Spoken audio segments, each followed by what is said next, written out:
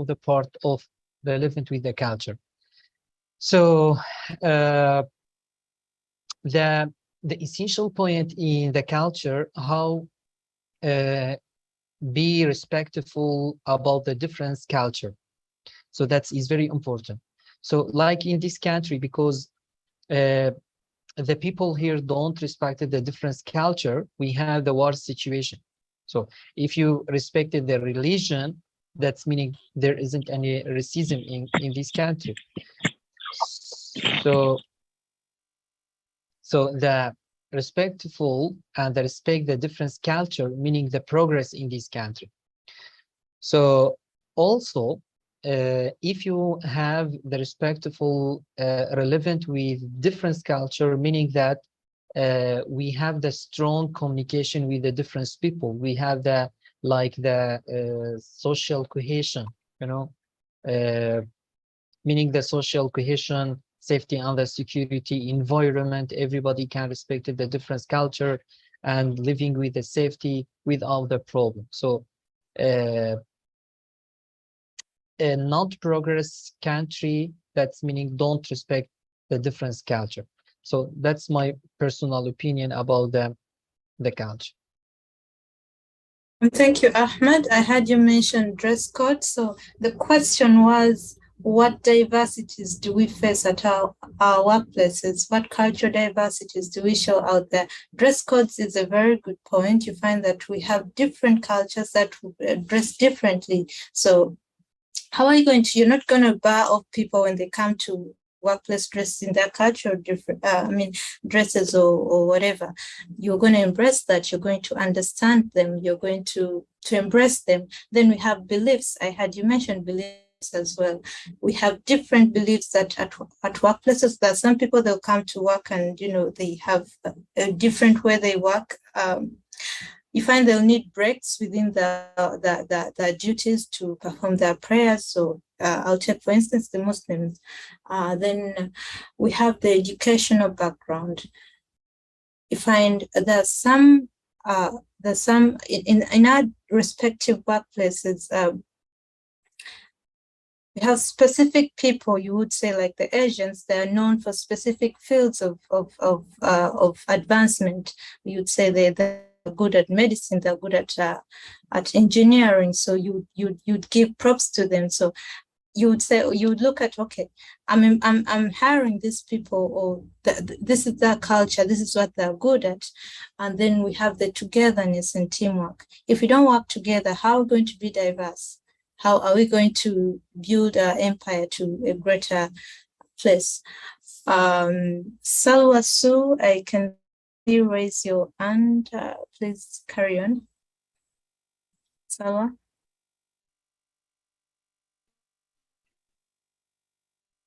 Yeah, this is Salwa from China.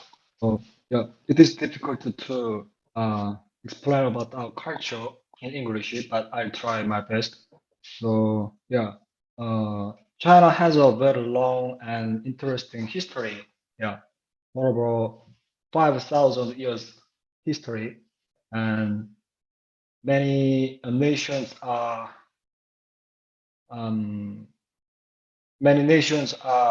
included in China, and there are many religions in China, such as Islam and Han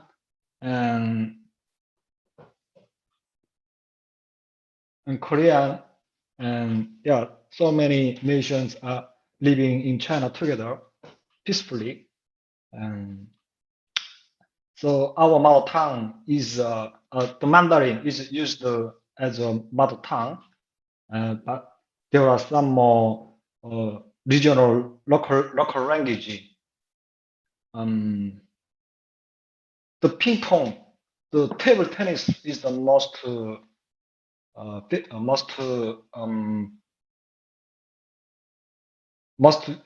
used sports in China, and many people enjoy playing the badminton and basketball. And the panda is the China is the home of the panda. So I think many people see the Kung Fu Panda cartoon. So it is a famous cartoon in the world. So as you can see, the panda, China is the form of the panda, and we are. China is the most populated country of the world. We have 14 billion people.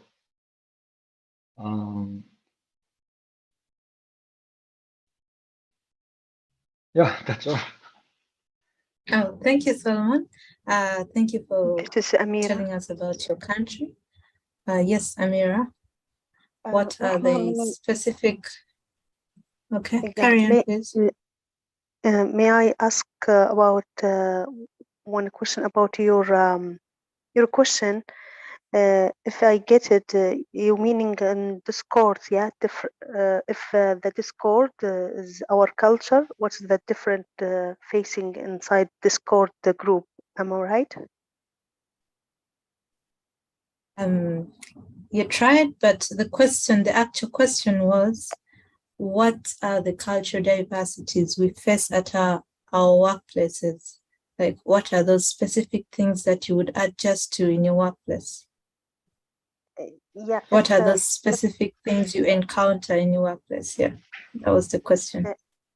If I get our group as example, because our group here in the Discord or in the Zoom session, we have a different culture and coming in the same environment. Maybe I see, especially in Discord channel, we see a lot of members advanced level. So it's a very big challenge for me to get information from this member. And I see that's one of big challenge for me. Otherwise, we have a different religion and different language, but inside our group, we spoke only English language. So, but still, we have misunderstanding and something like this. And I see the big point. We are a respect to each other, so our culture maybe is good enough. We have a lot different religion, different ways and different rules in our life in reality, but we respect to each other. Maybe this is my opinion.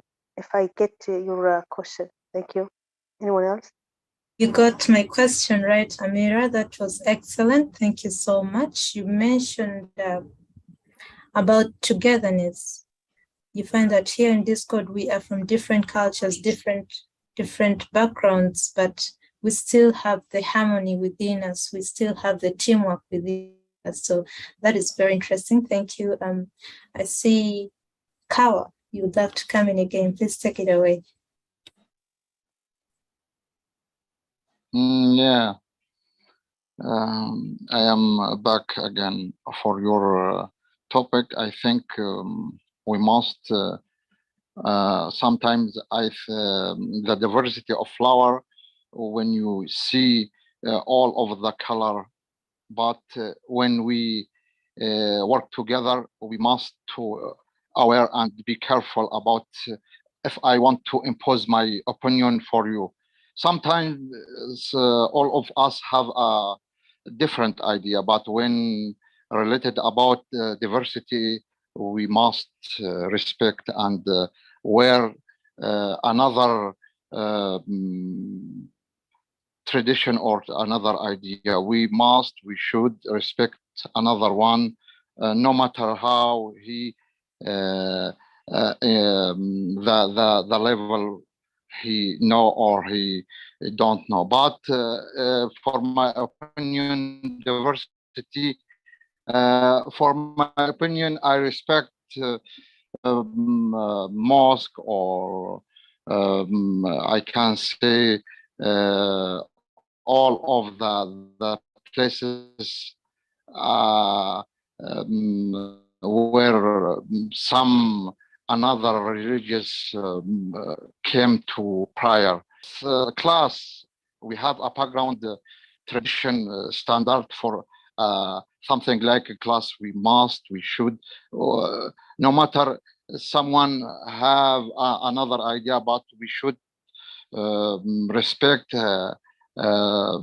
their idea. And in the class, we have some standard. Sometimes when we related and we want to push our idea and force our people, if we believe, sometimes another one in front of us maybe don't believe what we believe. Should we force him what we believe? No, I think we all must or should respect each other, no matter we have changed idea, different belief, but we work which each other, respect each other. This is how I believe, and how I want to give my message for diversity idea, diversity language, diversity background, tradition. Thank you for giving me another chance to express what I believe. Thank you very much, Rahma. Thank you, Kawa. I'm sharing my screen now. Please notify me if you see my screen. I'll start by this photo. All right. When you look at this national emblem, what picture does it give, depict in your mind? When you look at it, what does it represent? This is Khan. May I say something? Go ahead, Khan. I think it's a sum of country flag. All right. What country? Bukan. Indonesia. Indonesia. Yes, All right. Khan, So it is Indonesia. all right, I see you've guessed the country right, Khan. What depiction is in this? When you look at this white, ribbon, what does it represent? There is a message. It is Bineka Tunggal Ika, which means unity in diversity. So, what message is it pushing out there? I know this Amans. Oh yeah, hold on. Khan, you go. Amans, could you let Khan try first? Thank you. Well, I think Khan, please go ahead. Yeah, the country means that like the country is very serene, no crowds allowed on that country. You're missing the point, Johan. This writing says Bineka. Go on, Lehan. Okay. I think the flag is even different culture, but still one goal, one aim. Correct, Lehan. You got the point. Thank you. All right, Nani had something to say. Please carry on. What message is this flag, is this national emblem sending? Who, me? Yes, you, Nani. This is the emblem, the symbol of Indonesia. That means it's a kind of bird. It's not a real bird. I haven't found Garuda bird, but it is just a symbol that we are in diversity, but we are united in one country, Indonesia, in one language, Indonesia, though we are all different with many ethnic groups, 5 biggest religion here, we can live together harmoniously. That's the symbol of this, and it's guarantee all the freedom of the people, Indonesian people here who live here in Indonesia. That's mean Thank you, Nani. Bhinneka Tunggal Ika. Bhinneka means diversity, variety, multicultural. Tunggal means one. Ika means bounding in one. So unity in diversity. Yeah, you're right about that meaning. Claudette from Thank you, Nani. The picture, Hernandez had some. May I say something? I haven't finished. Go ahead, Hernandez. Nani, may you give chance to Hernandez, please? Okay, then. Thank you, Nani. I know that is your country. Okay. I want just to mention something that I read. I remember right now. It's about the color red. That means that represents blood and courage. And the white part, it represents the white as purity and spirit. I don't know if I remember right. Exactly. Yeah. I want to try to say that, then you explain. Blood and courage. Blood and courage is red, and white is purity and spirit. Courage is, brave, Okay. Thank you. White is spirit. Thank you. All right, thank you. Then we have this picture. This is a sister or a nun, and we have some gentlemen running. What culture difference or what culture diversity can you see here? If you were asked to explain this picture, what is that first thing that would come to your mind? Regards to the diversity. Take it away, lovely participants. Hello, this is Bubak from Niger. And Bubak. So I think this picture shows a diversity of, choosing the way you clothe. Because here in face, we have a woman who is clothed, who is covered herself totally. And here we have a man who, well, I think the clothes and the diversity as well of gender, because you have here a man and we are here a woman. That is a mixture of a gender and as well a belief, because I think this woman, try to cover totally himself. I think that's what I see in this photo. Thank you, Babak. That was very awesome. You got the religion. You see that even with the bond, the boundaries of religion, still we can be together. You called a religion. I mean, you married it to the dress code. You find that we can still be together. We can still carry on different activities, irrespective in our our dress codes and stuff like that. And all right, that was.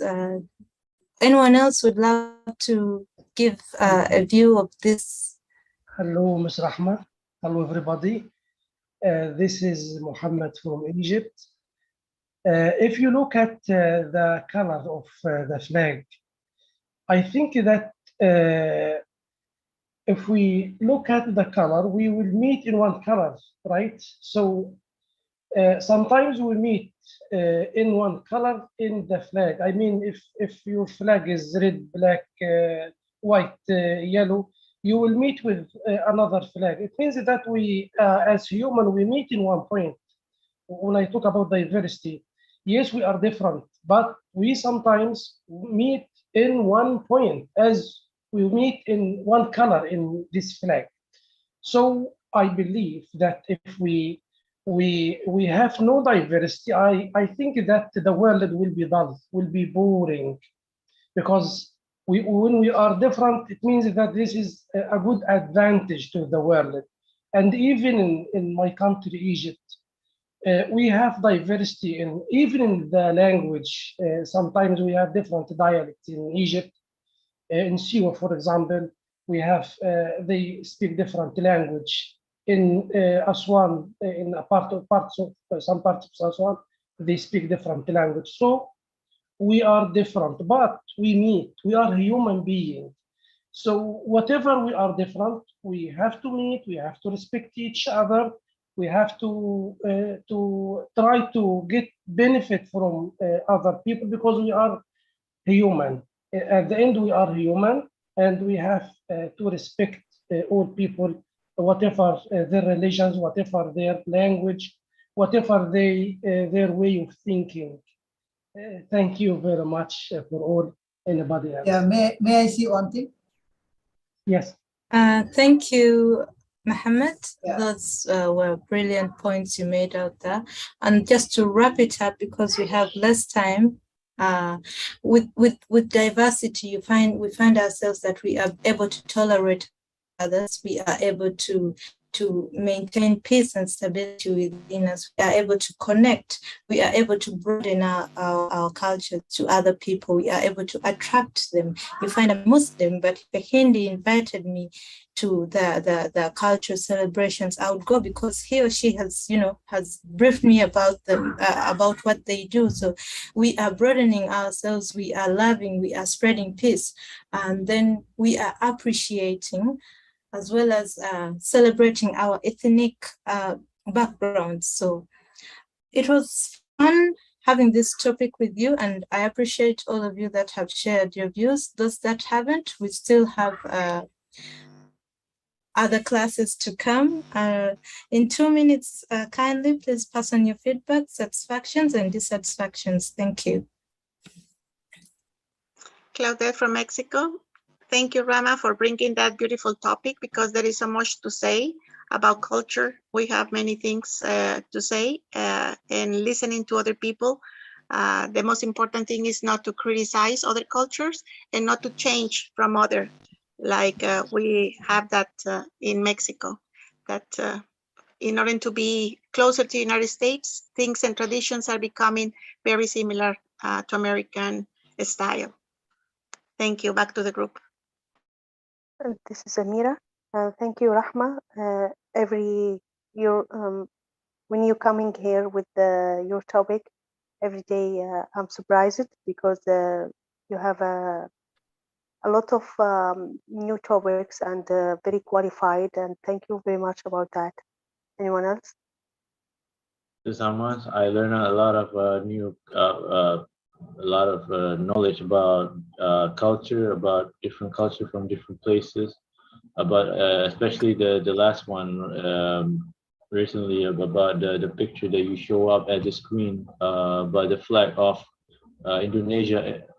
The flag of Indonesia, right? Yeah, I learned each symbol what it meant there, and it's really fun to know, to be knowing that.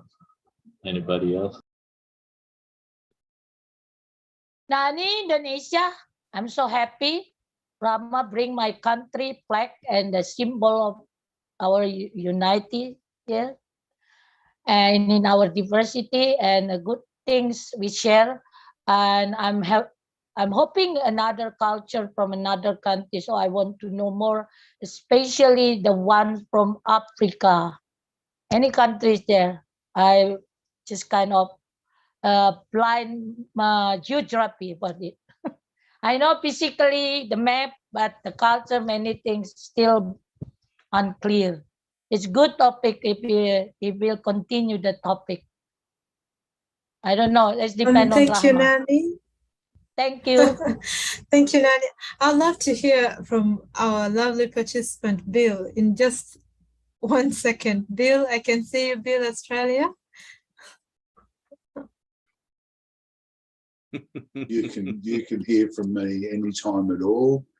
It's lovely to listen in. I've got a bit of a flu cold thing, so I'm not saying much just at the moment, but that was a fantastic lesson, and thank you very much. Thank you, Bill, and I'm sorry, my time is up. A good teacher comes late and leaves early. That's the norm I was told. So over to you, James. Thank you, lovely participants. Okay, I believe that it's Mokhtar's class. Thank you, section. Rahma. Thank you, Rahma. You're welcome. Thank you. Thank you. But since Rahma passed it over to me, I will introduce Mokhtar. Let me find your introduction, Mokhtar. Mokhtar Jouini has been teaching English as a second language in public high schools in Tunisia for 25 years now. He also gives in-person as well as online teaching lessons at private schools and language centers in Tunisia. He believes in our group's objectives and joined as learner and teacher. He hosts a weekly call on Zoom for the Reading Club. Over to you, Mokhtar. Thank you. Thank you very much, James. And it's not one of my best days today. I have a problem of connection, internet connection. I hope that it's solved now. I'm going to share my screen with you. I hope that things will be fine.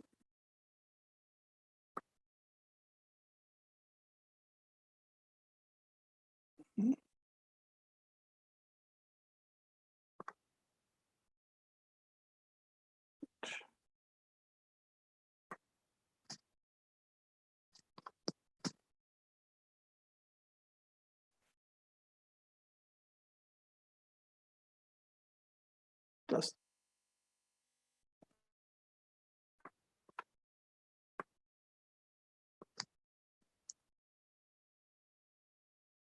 can you see my screen? Yes. Yes. Yes. Good. Thank you very much. Yeah, just a minute. So we're here.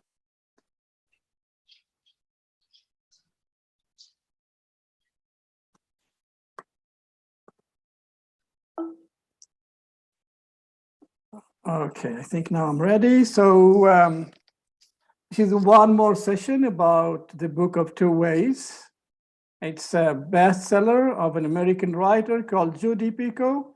And we've been working on this book in the reading group in James Green's English classroom for over a month now. I guess this is the 7th session.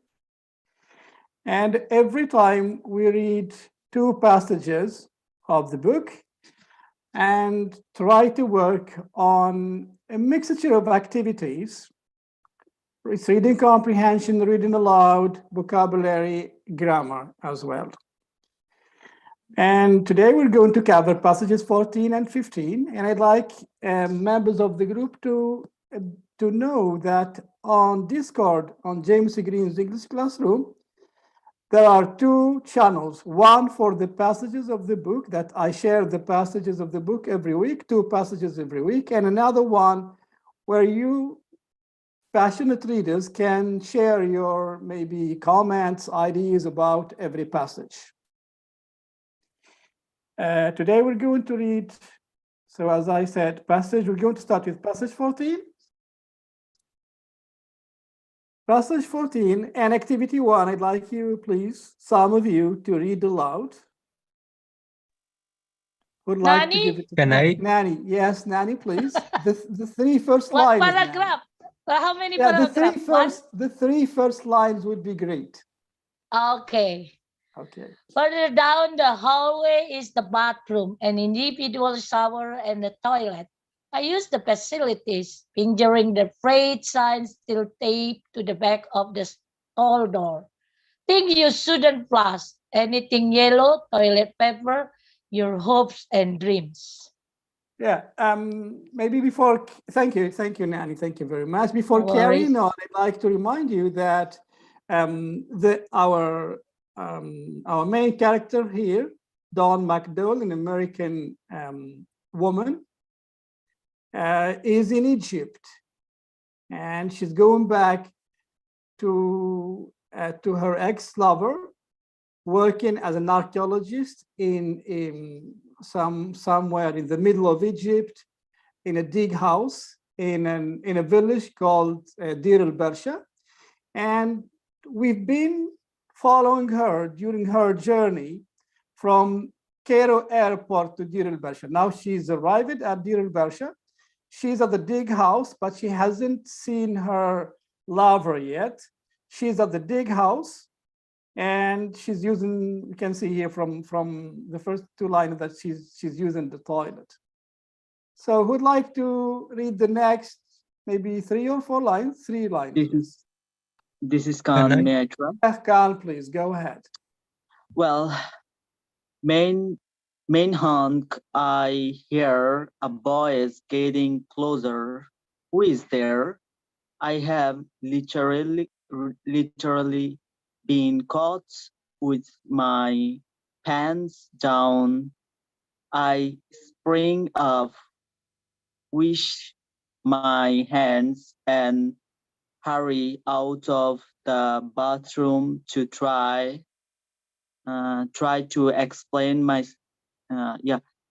myself, only to come face to face with a memory, as if should I go Yeah, for thank you, Han. Thank you very much. Would someone else like to continue as if it were yesterday? Yes, Eric. Okay. As if it were yesterday, I see this man with his weathered brown skin and gentle hands setting a platter of fresh salad in front of me at the table. He's ageless, frozen in time, the same caretaker who looked after the house when I was a graduate student. Hasib, I asked. Hasib, I ask. Okay, anyone else, please? Who else would like to continue? May I, teacher? Yes, please, go ahead. His eyes widen, and hearing my accent, he switches to English. Hasib was my father. I blinked. You were Harvey? Harvey had been a boy back then, took one of our best workers. He'd done whatever Professor Dumfries asked, from raising staging so that we could scrutinize hieroglyphs. How to write this one? Hieroglyphs at the top of the chamber wall, to standing for hours in the hot sun with a mirror canted to capture the light so that we could accurately copy rock art. His gaze narrows down. Thank you very much. You remember me?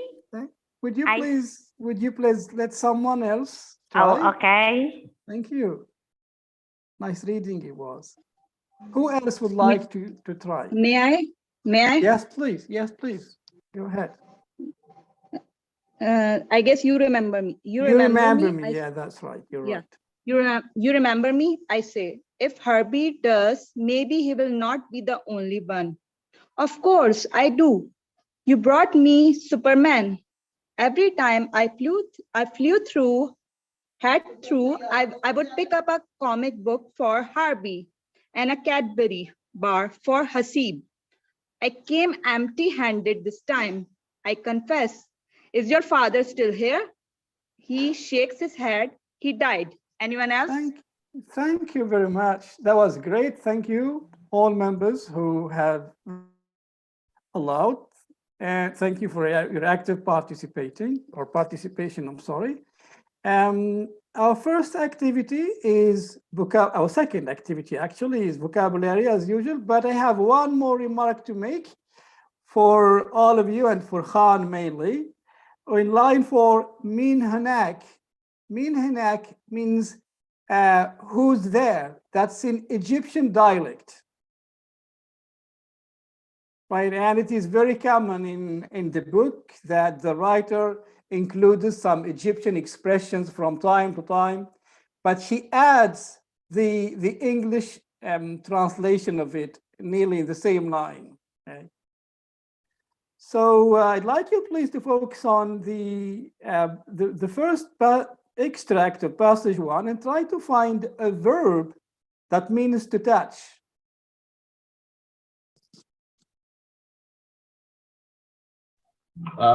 This is me, Hamas. I think the word is the same as the word touch is fingering. Finger. Exactly. Yes. To finger says here, she was using the facilities and she says, fingering the frayed sign still taped to the back of the stall door. So to finger means to touch something with the finger, right? Our next word is worn out, an adjective, and it means very old and worn out. We're still in the Frayed. Exactly, it's afraid. Bill is an adjective for worn out and frayed and old and tired. Sorry, I was making a joke, Mokhtar, I'm sorry. Yeah, it's fine. You're welcome.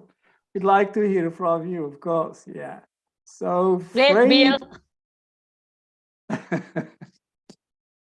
Right. And the second one, the next one, actually, number 3, in same 3 lines, same first 3 lines, to clean by using a lot of water. Oh, this is I know this. Flush the toilet. Flush, exactly. It's to flush.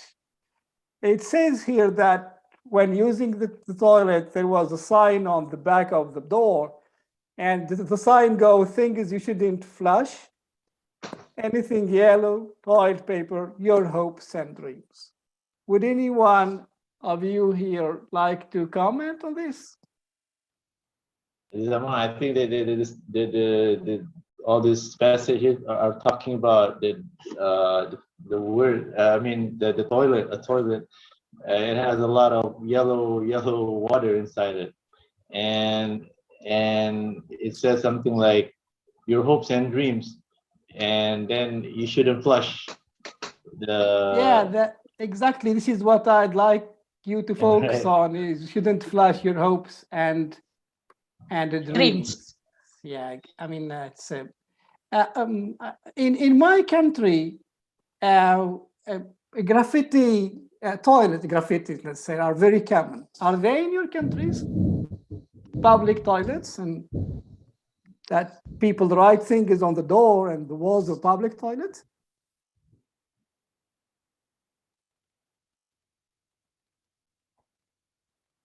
It used to it be is common common. also in Indonesia. It used to be common in Australia, but Yeah, not it used anymore. to be common, not anymore, no. Not anymore. No. It is still common in Indonesia. Yes. Okay. They put something on the door. Yeah. Okay. That's enough with it. So the next, I'd like you to look at the picture here of the face of this man and to try to find out an adjective describing the man's face. Take your time and find out. The face of that old man at the screen, he has a wrinkle. Wrinkles. The line, yeah, wrinkle. So yeah, so what's the word in the text that means wrinkles? He's ageless. I'm sorry? Ageless. Uzma, can you speak a bit louder? I can't hear you. He's ageless. I still can't hear you, but I guess it's not the right word. Withered brown skin. Yes, who's that? Brown skin. Ari. Yes, it is. Yeah. Weathered face or wrinkled Brown face. skin. She says when she opened the door, she said, I see this man with his weathered brown skin and gentle hand is setting a platter of fresh and salad in front of me at a table. The next one is 2 more words. Actually, this time it's not a word, it's a whole expression, an idiom. It means something it happens and one feels embarrassed or shocked because of it. It's an idiom.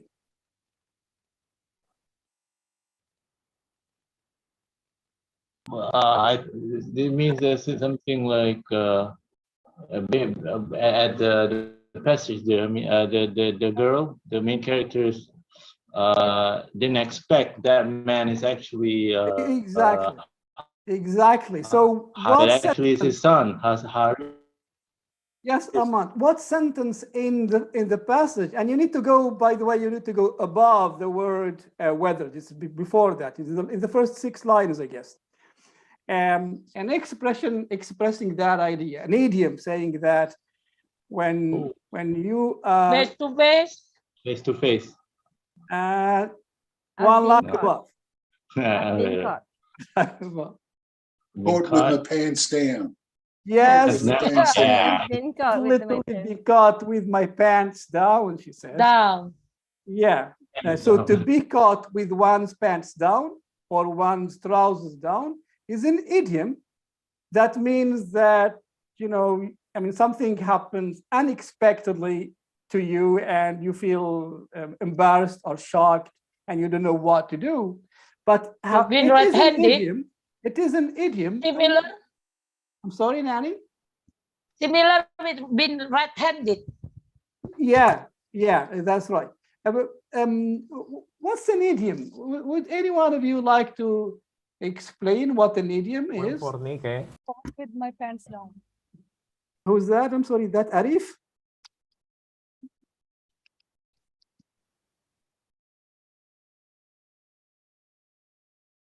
Well, I don't know. Maybe I think idiom means like something like poem, you know, poem like Shakespeare language, and you know, riddles, you know, right? Riddles. I'd like to say what an May idiom I- is. Yeah. May I try? Yeah, is that Ari? Yes. Yes, please. The idiom is the word that you cannot take it literally. Oh my God, what the fuck you? Fuck you. Ahmed, would you please? Because I can't, yeah. So an idiom is like Ari has just said, is an expression with 2 meanings, a literal meaning and a second meaning. But the second meaning is what we really look for. However, in this case, the writer is using the literal meaning instead of the main meaning. I have literally been caught with my pants down. So it's somehow like playing with words, with the idiom itself. I don't know if the meaning is clear here. That although it is an idiom, the writer or the narrator is using it in its first meaning, its literal meaning. She says, I have literally been caught with my pants down because she was caught in the toilet. Okay. This is Amira. Yes, Amira, Mokhtar, please. please. Ask about here and the new members coming to the class. I don't know. It's the new for me. Different names. If I get it, one of them joined to disturbance. How to dealing about this, please? I guess Ahmed and James would do that. Because I've yeah, removed because I 2 of them. Yeah, Can carry on. if you don't so know. so Yeah. so for me, stop to invite anyone because I really is difficult. Yeah, I can understand. Yes, that's fine. I guess Ahmed and James can take care of it. Thank you, Amira. Thank you very much. Yeah, we've got this. Thank you, Thank you, Amira. The next word is an adjective, and it means eternal, lasting forever.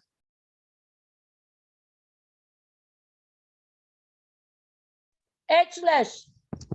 Ageless. Very good. Here it is. Okay. No, sorry. Ageless. He says, talking about Harbi when she saw him, and when she saw him and she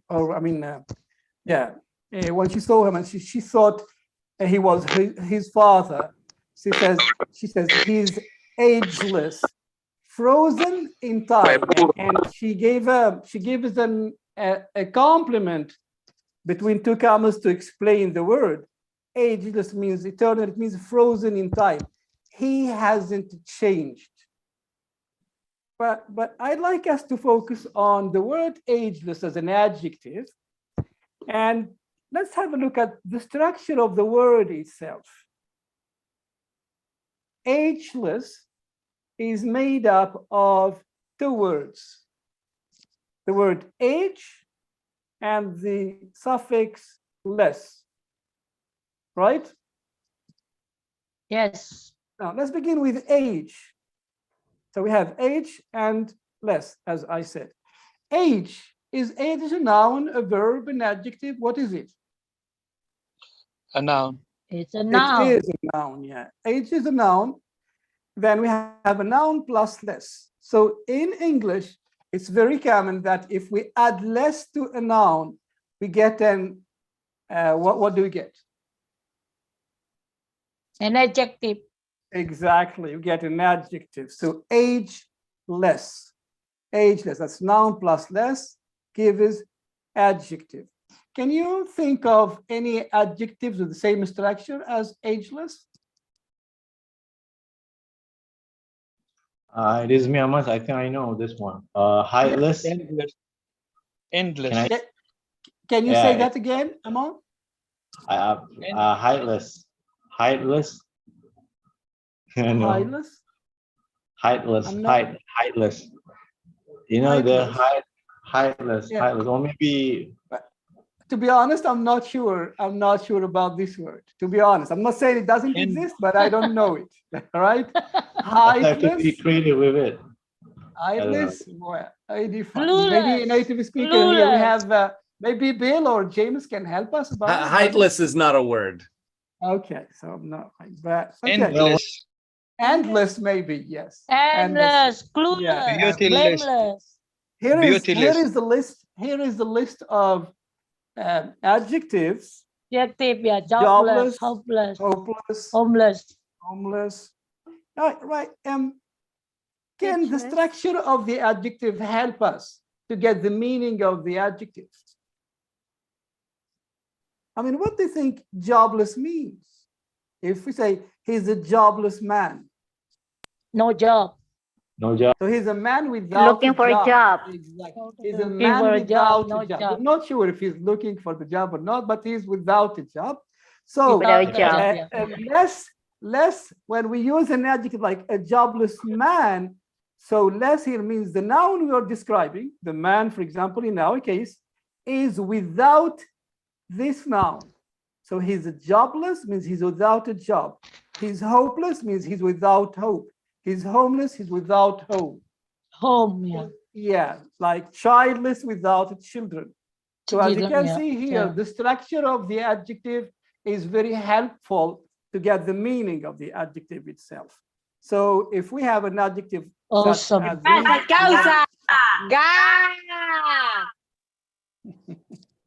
Okay. Let's then move on.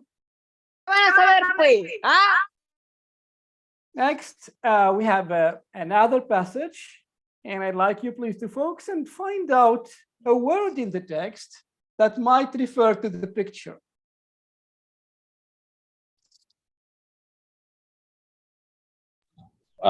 This Ahmad, the Yes, pictures. Ahmad.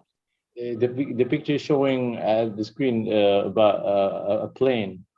A group of a series of planes. A series of planes. So where are they? They're at the airport. In an airport. Parking up an airport. And So I think which word in the passage here might refer to an airport? I think it refers to the word Superman. Right? Because the plane can fly, right? Yeah, that's right. But I'm referring to another word actually. It's not English. It's just a word that we might know. Heathrow. Heathrow. It's Heathrow Airport. It's one of the two main airports in London. In UK, yeah. Heathrow. Yeah, every time I flew through Heathrow, she says Heathrow is an airport in London. Okay. What about this picture here? We have passages or pages of comic. The comic. Is that just a comic? No, it's a comic. Superman. The comic book is called Superman. Exactly. It's a comic book. So pages from a comic book. about Superman. Don used to bring comic books to Harvey. Now, what about this one?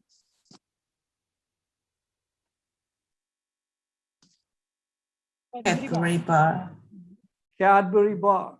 Okay. Check. Cadbury bar.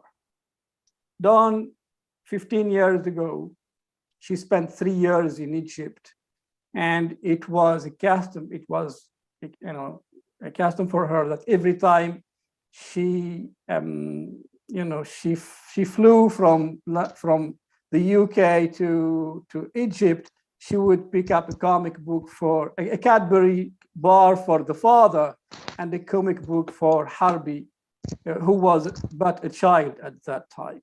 So Harvey grew up, and now he is the one looking after the dig house after his father died.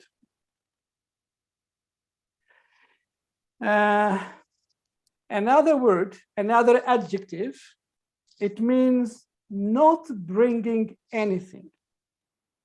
Empty-handed.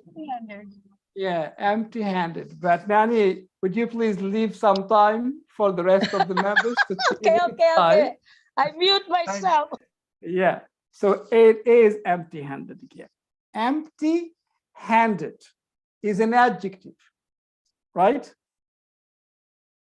But this adjective, again, is special, is different, because we have two words instead of one, right? Empty-handed. What do we call such adjectives in English?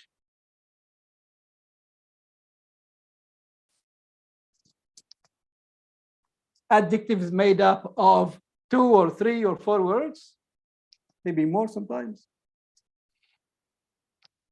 Okay, let's see the words first. So we have empty and handed. Empty. What's the part of speech of empty here? Is empty a noun, an adjective, an adverb, a verb? Empty. What do you think? Empty. This is Khan. Yes, Khan. It's an adjective. It is an adjective, that's right. So empty is an adjective. What about handed? It's a verb. Is it a verb? Well, I can understand, but it is not. It's a I noun. can understand why you said. It's Is a it noun. noun? Yeah, it's a noun plus ed. We have hand, and we add ed to the word hand.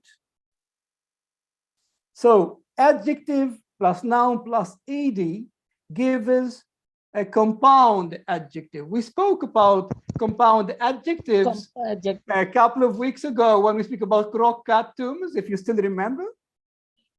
Yes. But today, yeah, and in rock-cut tombs, rock-cut is a compound adjective, and it is made out of noun plus past participle. Today we have a different structure. We have adjective plus noun plus ed.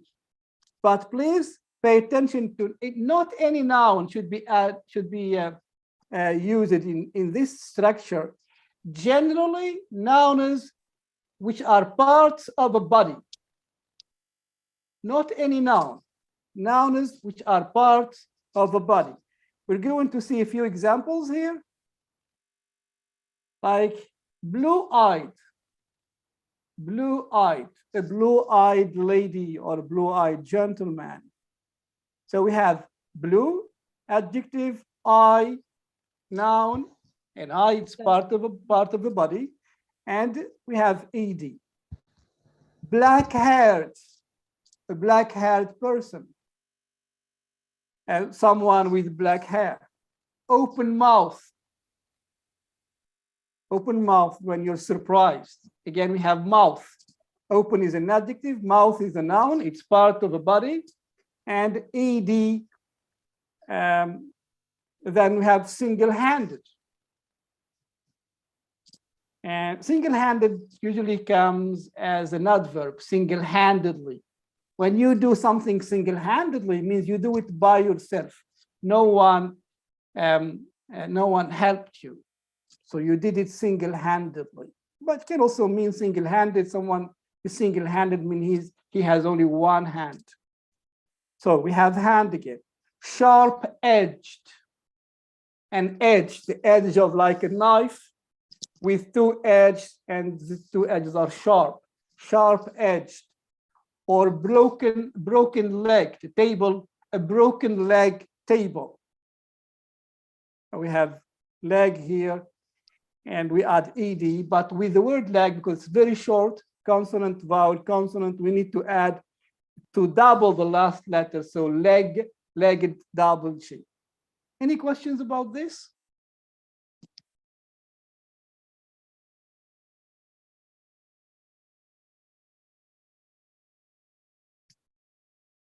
Shall we move on? Good. Okay. Thank you. I have a question, but it's not about it. Yeah, you're welcome. Sorry, I invited a friend that is teacher, English teacher, but he just enjoyed when happened the problem with other guys that was disturbing, and then the admin removed him. That's collateral damage. I'm sorry. Yeah. Yeah. I mean, what's your friend's name? Maybe Osama. Ahmed and James.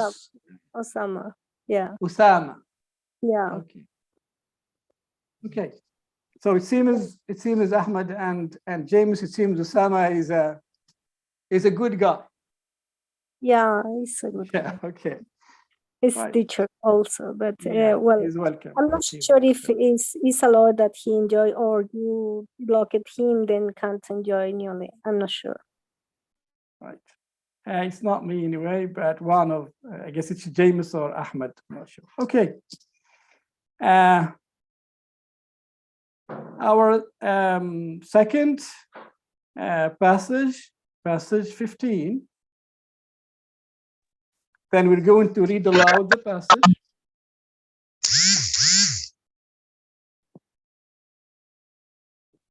Would like to read the first two lines? Can I? Yes, please. Eric, go ahead. Chapter 1, passage 15. Muslim clients of mine have always been better with deaf language than my Christian clients, who tend to be terrified of that transition. I'm so sorry to hear that, I tell him. I have many great memories of him. Harvey Thank you. smiles. Okay. Okay. Would anyone Thank you. else like to continue? Uzma, would you like to continue? Sure. From Harabi? Yeah, from Harvey Smiles. Okay. Harabi smile, as do I. He says, my son and I now see the big house. He phones Modir. Mudir. Modir did not tell me you were coming. When I hear him say Modir, the director, I immediately think of Dumfries, who had held the title as the head of the Yale Egyptology program. But of course, there is a new director now. Why? Thank you. Thank you, Uzma. Who'd like to continue?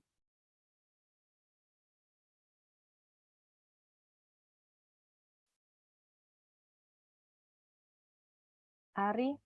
Yes, Ari, please. Okay. It was sort of last-minute decision I had. Where is everyone? It's Friday, Harvey says. Struggling.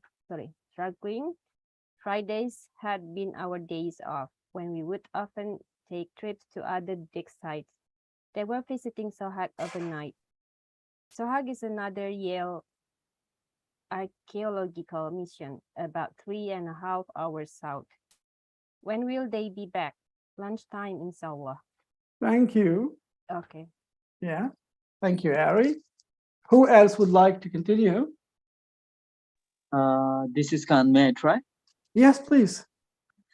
Would it be all right if I wait I ask.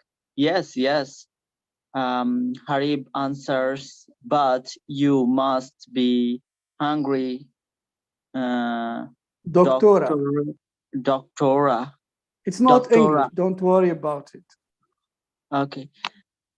I feel my face color. Oh, I correct.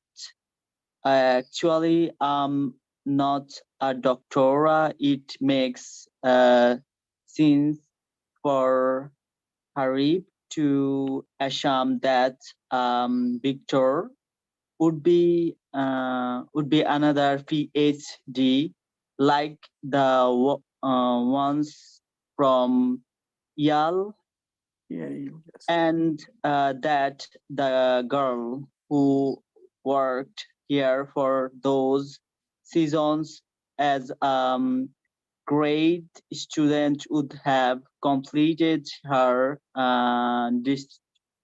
dissertation. Thank you. Thank you very much. Yeah, thank you, Han. Who else would like to continue reading? May I, teacher? Yes, please. Leon, go ahead. Okay. Herbie looks at me for a long moment expectantly. When I don't say more, he starts walking down the hallway. But you are still hungry, he says. I notice his limbs and wonder what happened.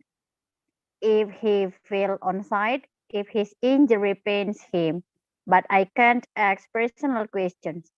Not when I'm unwilling to answer any myself. I'm not very hungry, I say. Don't go to any trouble. Herbie ignores my command and leads me to the largest room of the big house, which functions as a workspace as well as a dining hall. Please make yourself at home. Thank you. Thank you very much. Thank you. That was great. Now, back to vocabulary. A word in the first 4 lines that means to care for or to take care of, I'm sorry, it's not to take off, to take care of, to care for or to take care of. First 4 lines.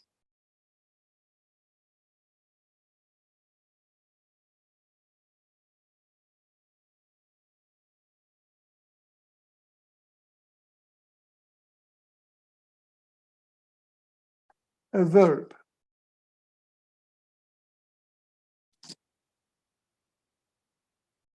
To look after a place or a person.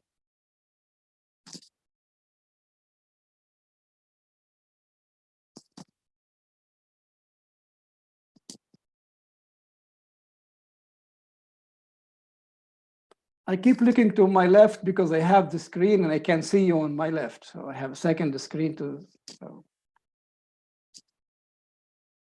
Is it that difficult? It's a very common verb, but with a preposition, it gives a different meaning. Deaf language. Can you say that again? Deaf language. Which line is that? The question was to care for or to take off, wasn't it? Yes, to take care of. I'm sorry. Yeah, my mistake. I forgot to write to take care of. Terrified of. Okay, line 3.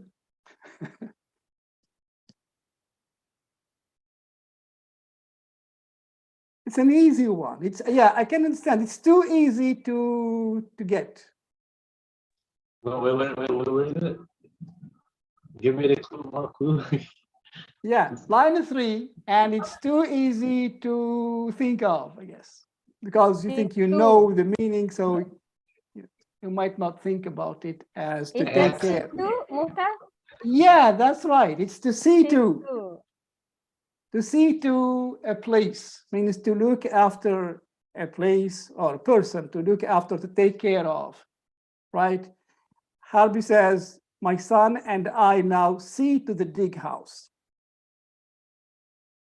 A verb now, to avoid or to evade, an embarrassing situation or let's say, or problem. So you avoid, try to avoid it.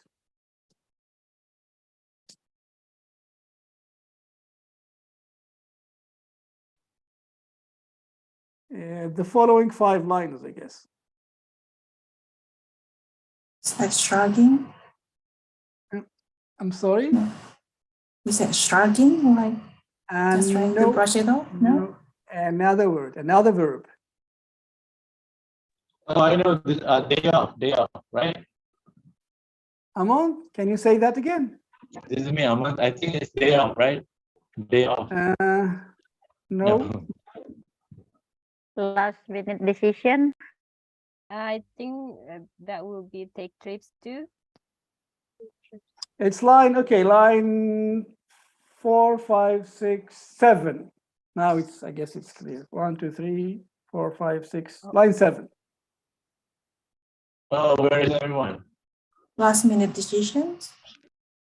It's a verb, not a noun. To try to avoid situation. Day off. Hedge. All right. Yeah. See, she said he when he asked her why she came, because she said the director didn't tell him about her arrival. She said it was sort of a last minute decision. So I said, where is everyone? She just changed the topic to avoid the embarrassment because she doesn't have an answer, right? So to hedge, to avoid, to evade. To see to something means to care for something or to look after something. Now look at the lady's face. What's the verb that can go with her face? And the gesture on her face. Terrified. Frowns. No. To frown, yeah, that's it. Right. Why do people frown? What's the function, I mean? Because Mokhtar did not tell me you were coming. Amon, can you say that again? He frowns because Mokhtar did not tell her she's coming. But Mokhtar did not tell me you're coming. Yeah, that's right. So he's frowning because he's looking for an answer, because he, when we inquire, when we want to know something, when we're not sure about something. Next picture.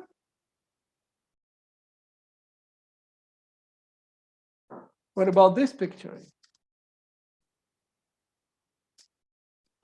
Shrug, I think. Yeah.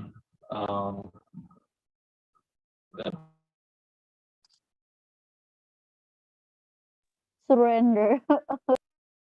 Shrugging. Shrugging, to shrug. To shrug. And why do people do that? I don't know. Well, that's for all of us. They don't have any answer.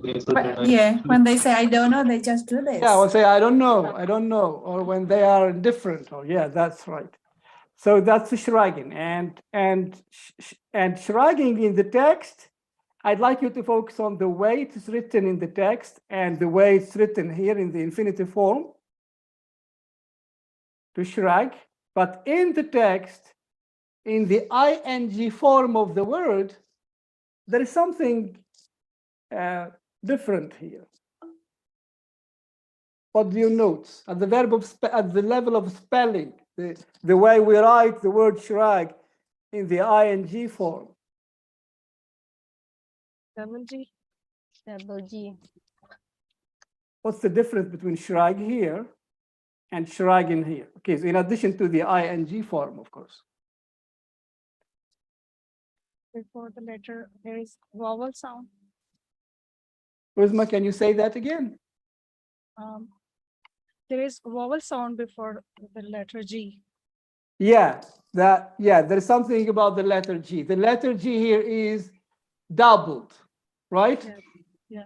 Now, what's the rule here? I think it's because of vowel Yeah. sound. Can you That's- hear me?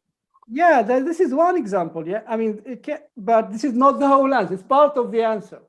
So in what case shall we double the last letter of a verb to make it in the ing form? May I, Claudette from Mexico? Yes, yes, Okay. yes, Claudette. Shrug. Okay, when you have one syllable verb, you have to double the last consonant sound.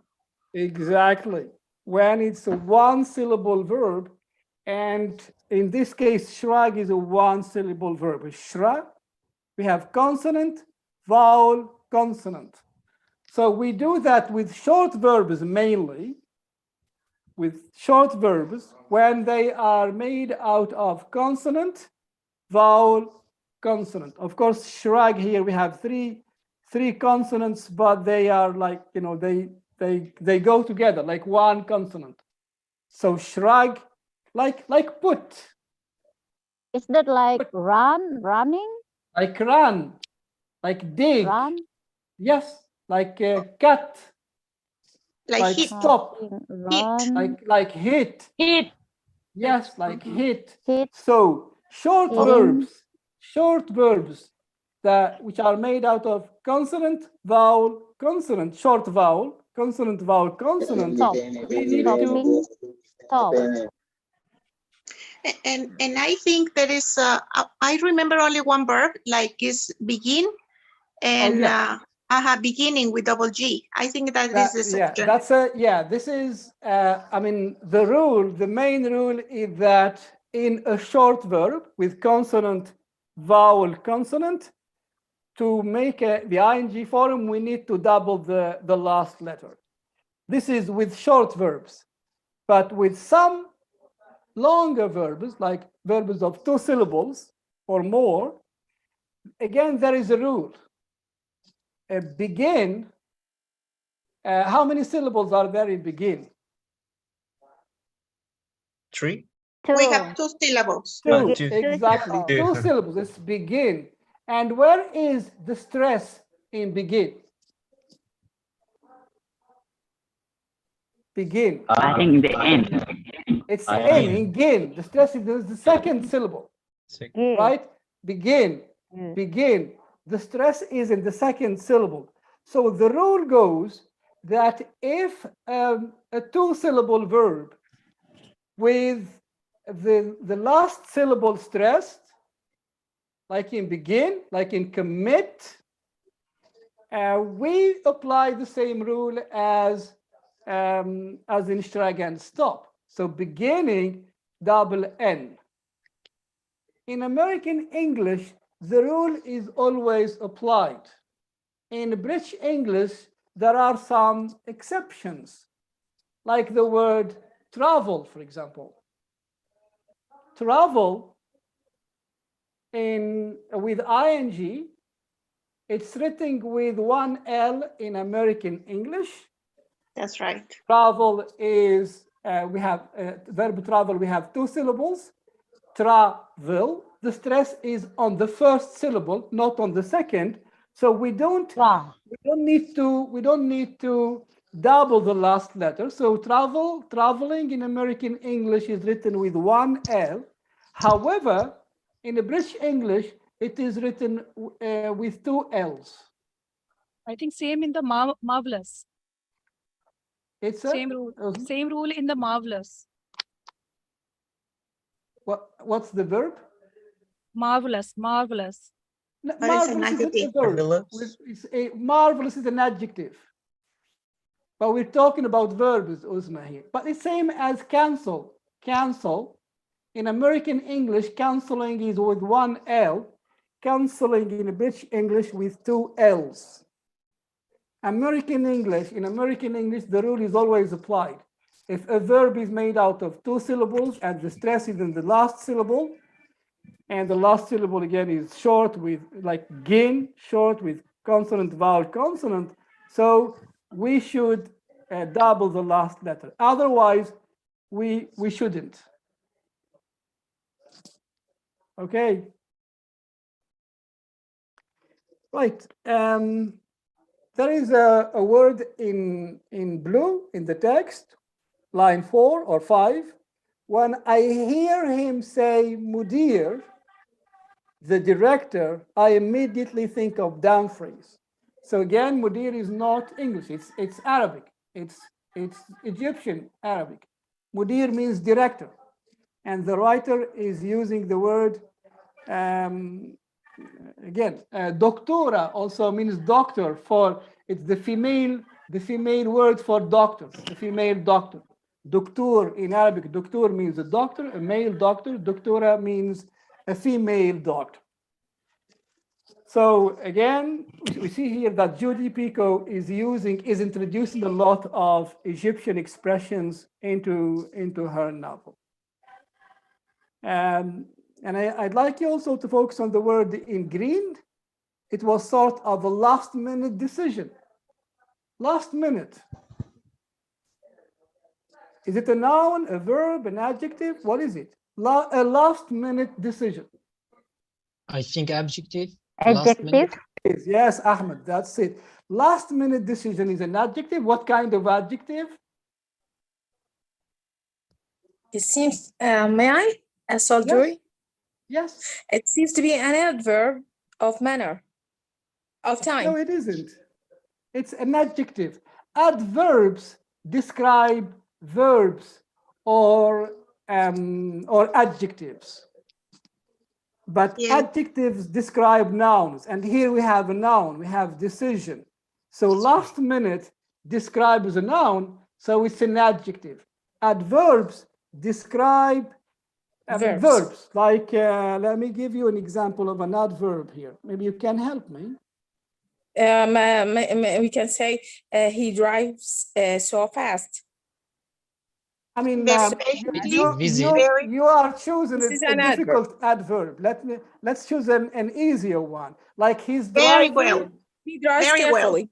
Yeah, that's right. This Carefully. is an adverb, but again, this is a difficult one. I mean, He drives I'm carefully. looking for, but let's say he's driving carelessly. Very well. Very He well. drives carefully. Carefully is an adverb. Carelessly or carefully. Very Carefully. good. Yeah. Yes. So the form of the adverb, most of the adverbs are adjectives plus ly. We like slow, slowly. Happily.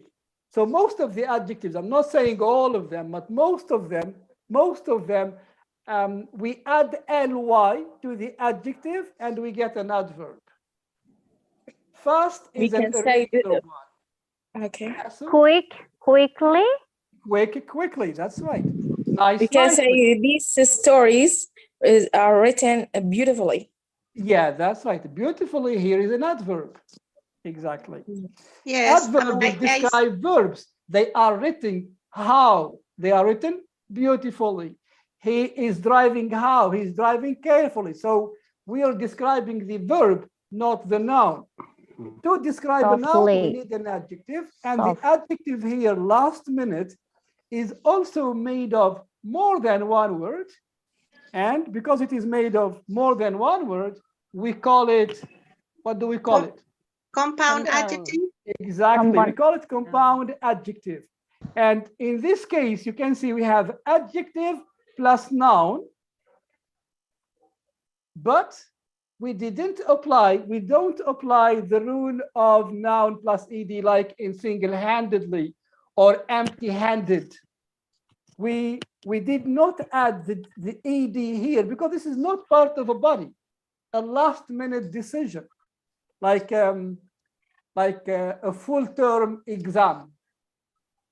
So we have what about the sentence, noun, if you don't mind? just adjective plus noun. There's a question.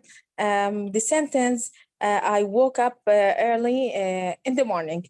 Early is an adjective. And in the adverb. morning, It's is both. an adverb. Yes, like fast, for example. Fast is an adverb and an adjective. It can How be can adjective we, and how adverb. can we, let me give you a sentence and you tell me if fast is an adverb or an adjective. It is both. He is driving fast. Yes. It's an adverb in this case. It's an adverb. It's an adverb because we're describing how he drives. We're describing the verb. Now, a Ferrari is a very fast car. It is a very adjective. Fast is an adjective. It describes the car. No. Same for he is fast in his driving. You are Asu? Yes, please. Can you say he is fast in his driving? It is also an adjective. He is fast in his driving. It is an adjective, but the sentence is a bit, I mean, he is fast in his driving. Yeah, it is an adjective to describe. Yeah, it is an adjective, but I mean, the sentence is a bit complicated, it seems to me. Yeah. But yeah, he is fast. We are describing the man. He is fast, so it's an adjective, not an adverb. I think we can easily get it clear understanding if we have action verbs and non-action verbs. So we focus on the verbs about, for action verbs, you have the adverb. And when you don't have the action verbs, like the verb to be, you have adjectives always. Yeah, but understand is also a non-action verb. And if I say I understand you well, so we need an adverb, not an adjective. We have another rule for that, right? I mean, action or non-action verbs is not the case here. It doesn't affect the like I smell the flower, or the flower smells well. Yeah, I smell the flower. Yeah, that's a different thing. That's a different thing. These are two different meanings of the same verb. Like when I smell the flower, means I smell the flower. So that's one meaning. But the flower smells, I don't know, great or nicely or whatever. Here the flower smells, different meaning. So it's true that there are two verbs, but with same verb, but with two different meanings, I guess. Yes, that's right. Okay. Yeah, I'd like to go back to the first sentence. Muslim clients of mine have always been better with death language than my Christian clients, who tend to be terrified of that transition. We still have a couple of minutes. And I mean, do you still remember what's the job of Dawn McDowell? She's a death doula.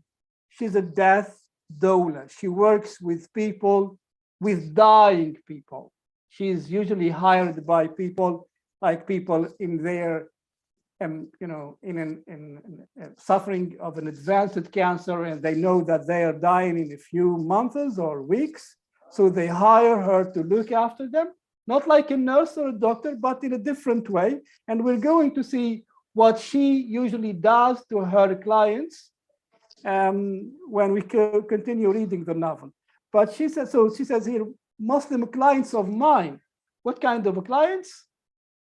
I mean, people waiting for death, people expecting to die at any moment. She said that they have always been better with death language than Christians. Any Mokhtar? comment on this? Can you hear me? Yes. Sorry for the interrupted. I think the time is finished. You moving the board of directors. We still have 1 minute, Ahmed. Thank you very much. It's 59. Just the last question, then we move on to the if you don't mind. Okay. Thank you, Ahmed. Thank you. So any comment about this? How Muslims look at death and how Christians look at it? Are there differences that now that we have here Christians and Muslims here in the group? I read that a teacher from my Breaking voice, Aman.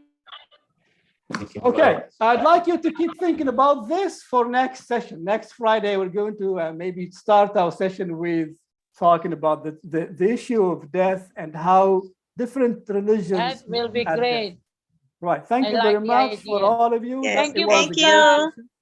Thank you. Thank you, Okay. Mokhtar. Thank you. Back to you, Ahmed Thank and you. James. Thank you, Mokhtar. You're welcome. Sure. Thank you. Okay. So we are starting the weekly Board of Directors meeting. We have 1 hour for the board to talk amongst itself, and then 30 minutes scheduled for an open conversation between the board and the public.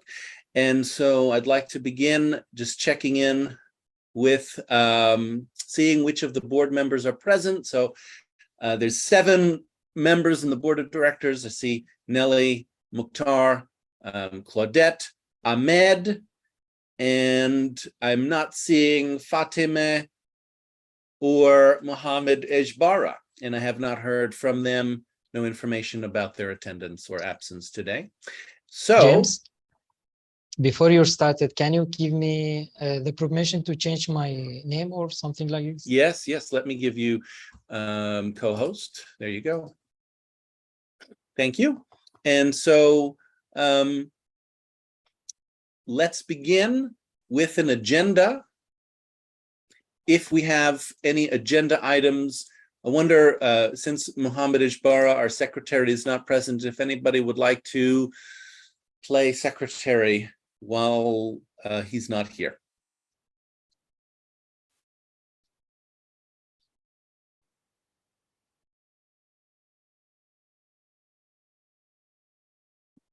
Silence means no volunteers for secretary, so we'll go without a secretary, and I will take the agenda. Anybody have items that they'd like to add to the agenda?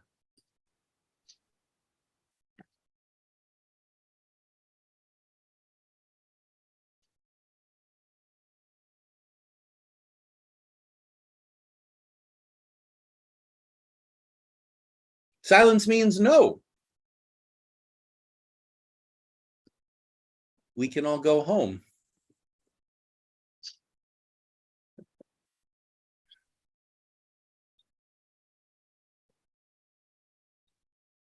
I have the item that I'd like to ask for $15 a month from students to participate in the group.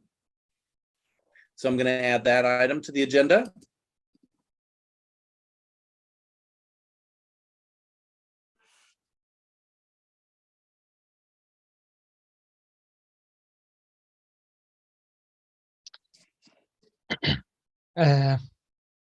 This is Ahmed.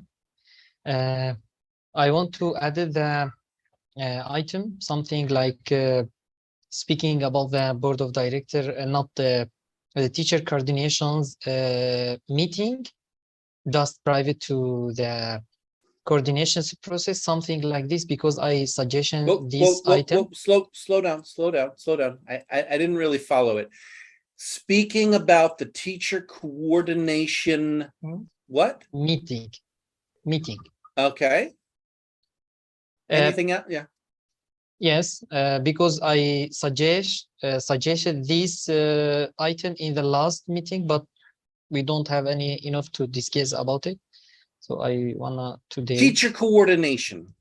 Teacher Yes, coordination. Okay. Meeting, I don't know. Okay. Teacher coordination meeting.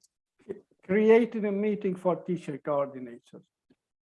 Well, I'd like Ahmed actually to define the agenda item. I think it's important because I want to know what Ahmed wants to talk about. And then if you have some additional commentary on it, I'd like you to bring that in under the agenda item because I want this to be authored by one person, if that's okay with you, Mokhtar? Yeah, I was just checking if I understood the point here.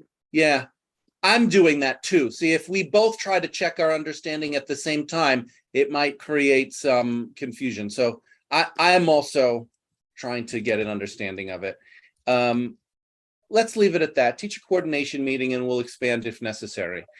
So are there other agenda items? I wanted to check in with you, Ahmed. You had mentioned wanting to leave the board of directors. Is that still an open item, are you still exploring wanting to leave the board of directors? Actually, I forget it. My resigning from the board of director, because that's closed now. That's closed. That's finished. You're not exploring leaving. Thank you. Yes. Okay. Any other agenda items? Claudette from Mexico. Yeah. Happy to see you here. It's Friday, finally. Okay, well, in America, right? In Mexico. And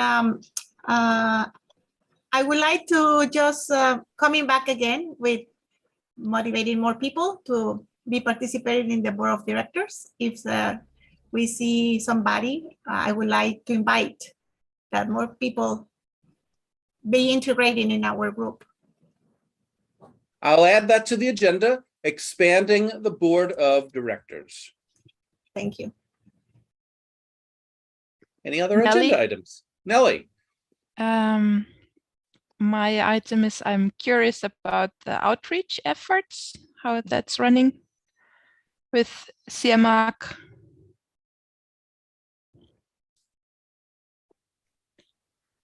Joya. Uh-huh. Okay. Because I haven't heard anything about that recently.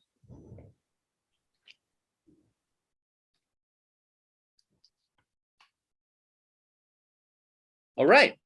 So let's begin our agenda. Let's begin our meeting with these 4 agenda items. The floor is open.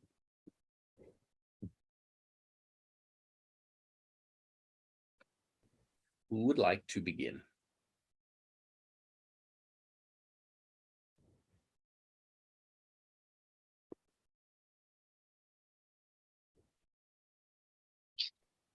This is Ahmed. I want to start. So in the first of all, I want to give him my apologizing about my hard conversation in the board of director about the something misunderstanding or something like this. For that, I am apologize about that. That's their rush decision about the resigning from the board of director. That's about my resigning. So I suggested something like the board of director meeting, because I want to be more precise in my tasking in the board of director. Sometimes I have some confusing, like the connected with the teacher in the private and created the event on the Facebook, on our Facebook. Something I had some misunderstanding between me and Nelly to how follow this instruction or something like this. So if you don't mind, I suggestion to making the meeting specific with the board of director to give us some update, what is done, what is not done, what's our plan in the next week or something like this, because the teacher coordination is very important. So that's all. Ahmed, you have an issue. So first of all, you wanted to apologize for making a rush decision about leaving the board. And you're having some misunderstandings with Nelly and maybe some teachers about planning events, classes with teachers, Facebook events with teachers and with Nelly. And you'd like there to be another meeting to get straight about some of these weekly activities. Yes. Sometimes, you know, the CMAC, what do you doing? We working as a outreach, nearly working also and outreach. And sometimes I hear the new teacher coming to be a teacher in this group. I don't have any information and background about him or her. So if you don't mind, we're making the private meeting relevant with the teacher coordination 1 hour in the week to discuss about the what's update in the teacher coordination, what is done, which is not done. That's all. That's my suggestion about it. Say anyone else, please. Anyone else?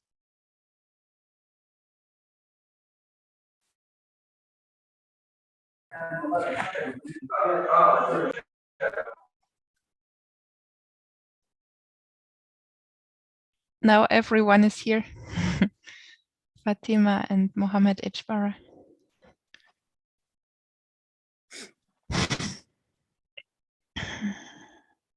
Ahmed,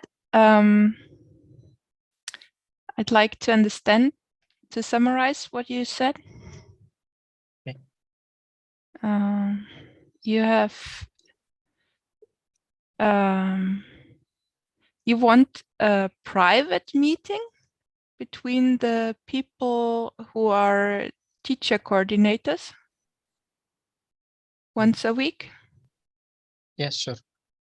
And in that private meeting, you want to talk about how, in particular, how to connect with teachers who are completely new to the group and you have little information from them, and whether it's okay to talk in private with them via WhatsApp. Is that right? Yes, not just in the private, in everything issue relevant with the teacher coordination. Mm-hmm. Yeah, so just you want to have a coordinated effort between you and me and other teacher coordinators, what steps we are taking when we work with somebody who is new. Yes. Is that right? Yes, that's correct. Okay.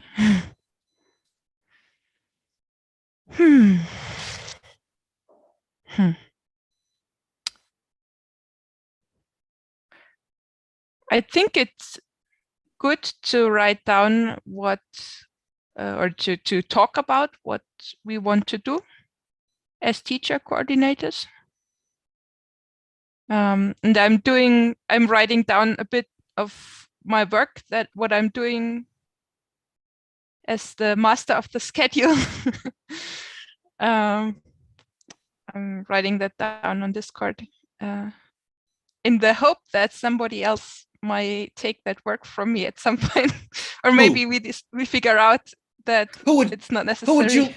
Who would you like to take that work from you? Well, maybe a fellow board member could do the announcements, for example. Who is that fellow board member that you've left ambiguous? Who would you like to do that?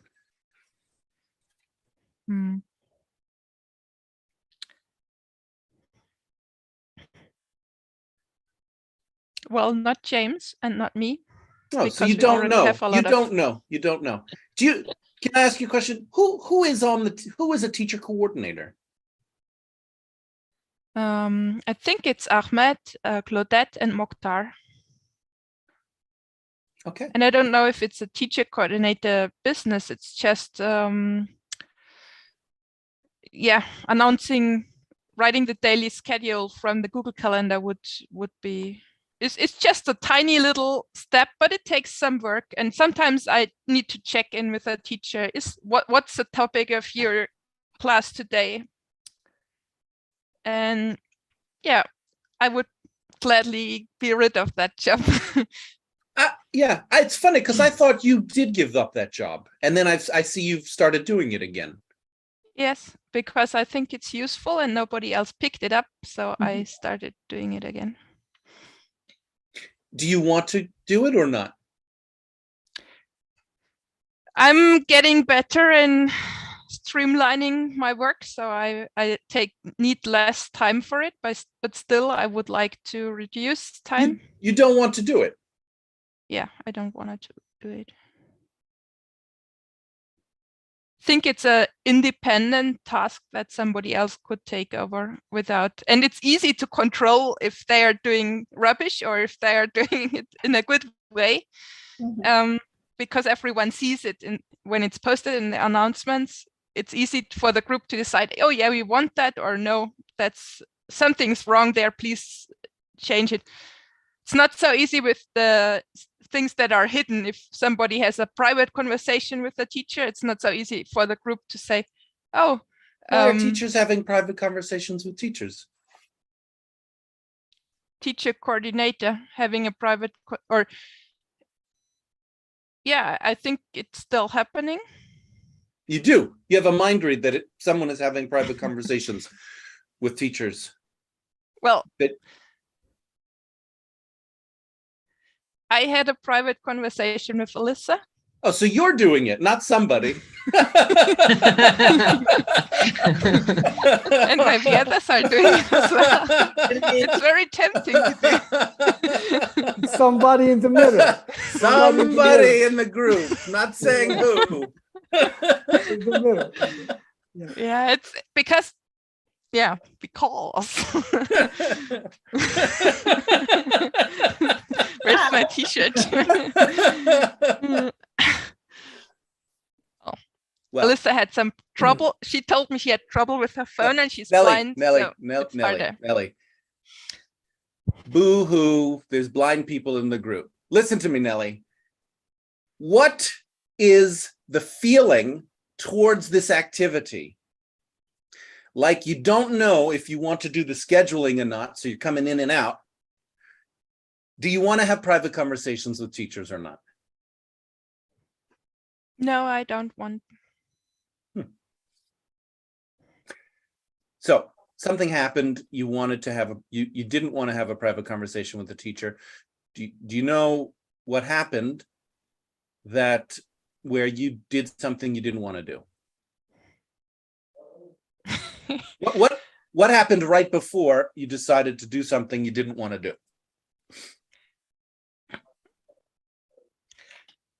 Well, I have WhatsApp and I get notifications from people whom I haven't muted on WhatsApp.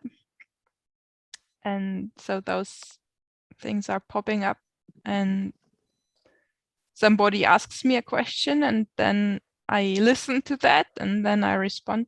So you're getting private messages from people. They're sending you, is that right? They're sending you private messages asking you questions? Sometimes, yeah. Is that the notifications you're talking about Yeah, that are not muted? Yeah, okay. How do you feel about getting private messages from people?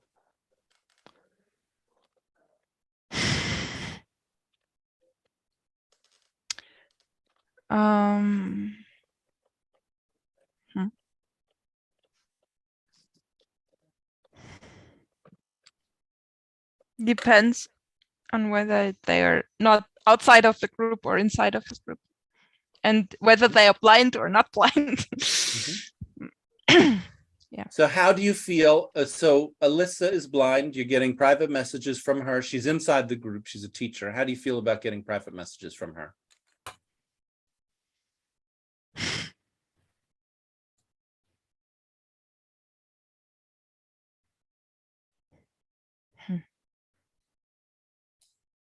Let me take a step back. Let me take a step back.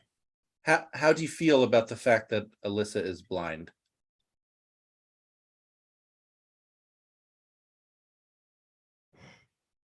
Sad. I'm sorry, you said she's lying, James? No, blind, cannot see. Oh, okay, all right, yeah. I'm sad about that. Okay. And how do you feel about Alyssa sending you messages privately as somebody who's in the group?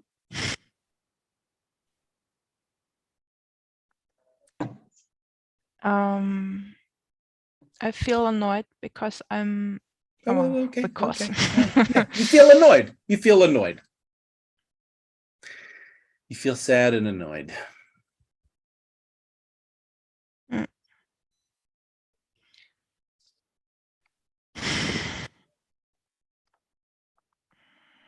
It's not the problem that people are sending me messages. It's the problem of how I deal with that. I mean, it's just a flight from my the reality of my life if I answer those messages. Oh, what's the reality of your life? Oh, that I got a warning that it's severely bad weather in my area because there's so much rain coming down, which is not immediately dangerous to me, but maybe to some other people close around. And just sorry. So you're concerned about things locally, and you're, as a result, you're doing things you don't want to do, like you're starting private conversations with teachers. yeah, I try to escape the reality of my life by doing something in this for the group. And the reality that you're trying to escape is your worry that it's raining hard? About climate change in general. Oh, you have concerns about climate change. Mm.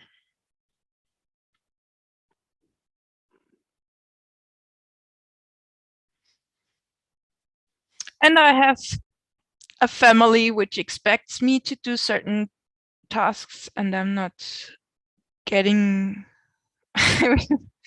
I'm doing work in the group. I'm not doing the work that my family requests from me. It's similar to the asking students to pay $15 a month. I mean, my family is asking me all the time, do that, clean the stairway, clean the apartment for the guests, do whatever work for money. Don't give money to random people around the world. Don't give your time to random people around the world. That's what my family says all the time. Nelly, and I hate them. Nelly, do you notice that you're in a role right now? You're in a complaining role, kind of a victim role to your family. Do you hear it in your voice? It's kind of it's coming out as an outrage. You're in an outrage towards your family. Mm-hmm. So could you come back into this group? Or do you want to work on your distractions?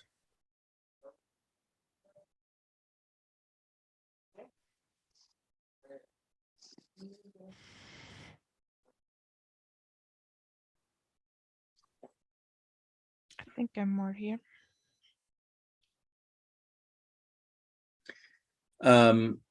Okay. I mean, we all have personal lives, right? We can't get rid of our personal life. It's impossible. Being here requires that our personal life is in order, is that we're managing our personal life, right? If we're not managing our personal life in many ways, it's possible not to manage our personal life. It will come in here, right? That, which is what's happening.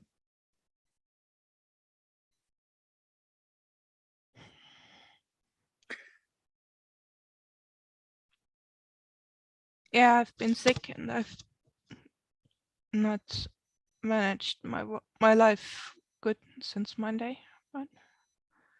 And last week as well, it was really a shock when you were sick. And yeah, that was a shock for me. Well, me being sick is actually not personal. That's part of the group, because it's, you know, it's inside the group. Things will happen. Unexpected events will happen. It had an impact on my personal life. Sure. I didn't sleep for a whole night. it had an impact on the group. Now, how it had an impact on you personally, we could look at. And that's what I'm saying. It's not actually happening in your personal life. It's happening in the group. So we could look at how is it that you're taking what's happening inside the group, outside of the group, into your personal life, into sleeping, etc., things like that. How might you and other people leave the work of the group here when you leave the group?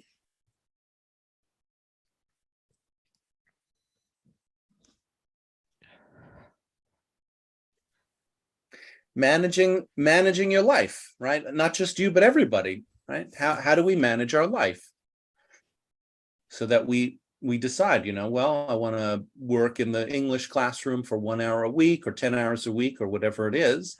And then we have our personal life is managed outside, because if not, then it'll wreak havoc on both. We won't be able to be in the group and we won't be able to be outside of the group. Can somebody tell me what I said?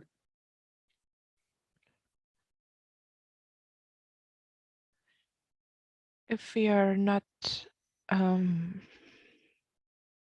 taking care of our life outside of the group, then both the work outside and the work inside of the group gets damaged. Well, yeah, we take our person self with us everywhere we go. We don't get rid of our person self. If our personal life is in chaos, we can't help but bring that chaos to every other role that we have, as a teacher, as a parent, as an employee, whatever it is. So in this group, we don't come here to manage each other's personal lives, but we can manage the part that we bring here. Like you're bringing a part of yourself, of your person self here together with your role as, as a teacher, as a board of director.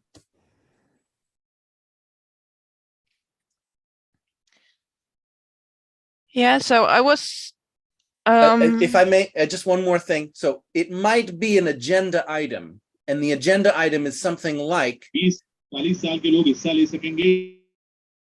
agenda item is something like managing our time in the group. I can't remember the exact wording of the agreement in Discord, but I think you know the agreement that I'm talking about. I'll just look it up really quickly.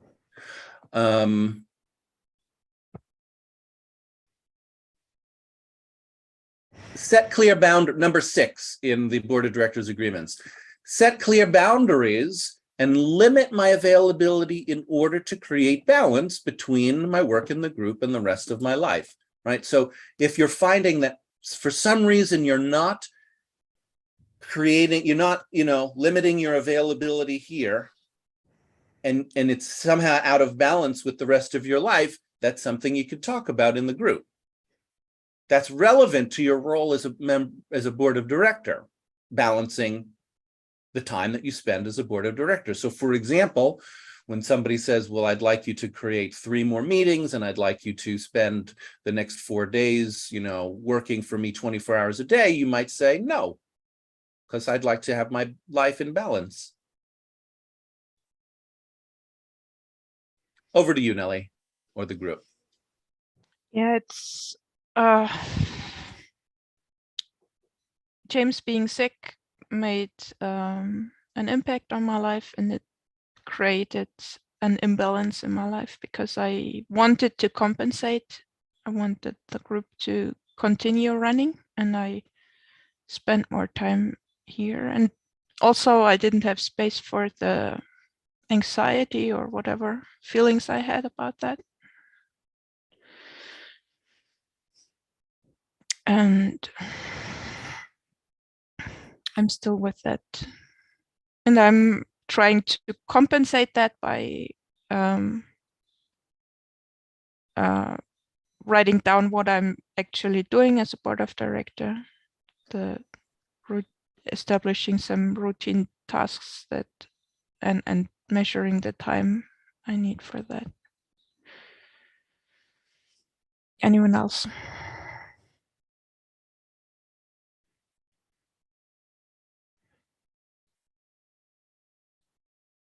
So what happened was you wanted something, Nellie. You wanted the group to continue functioning well, and you acted on that.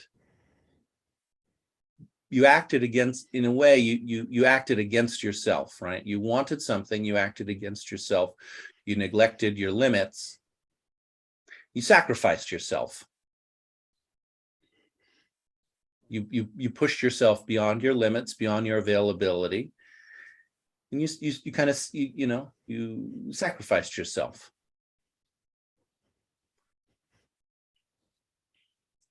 Maybe you're beginning to realize something like that now, and that's why you feel upset? I'm guessing that you don't want to sacrifice yourself for the group. Yeah.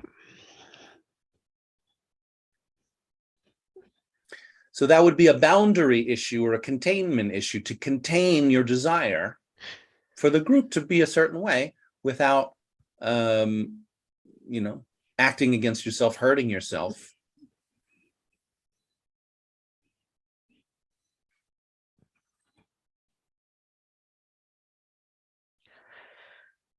Okay.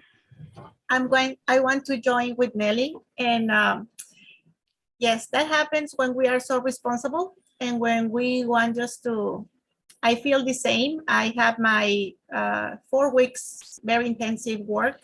I feel so frustrated and I didn't want just to have my responsibility out of balance. So I say, well, I need to take my time.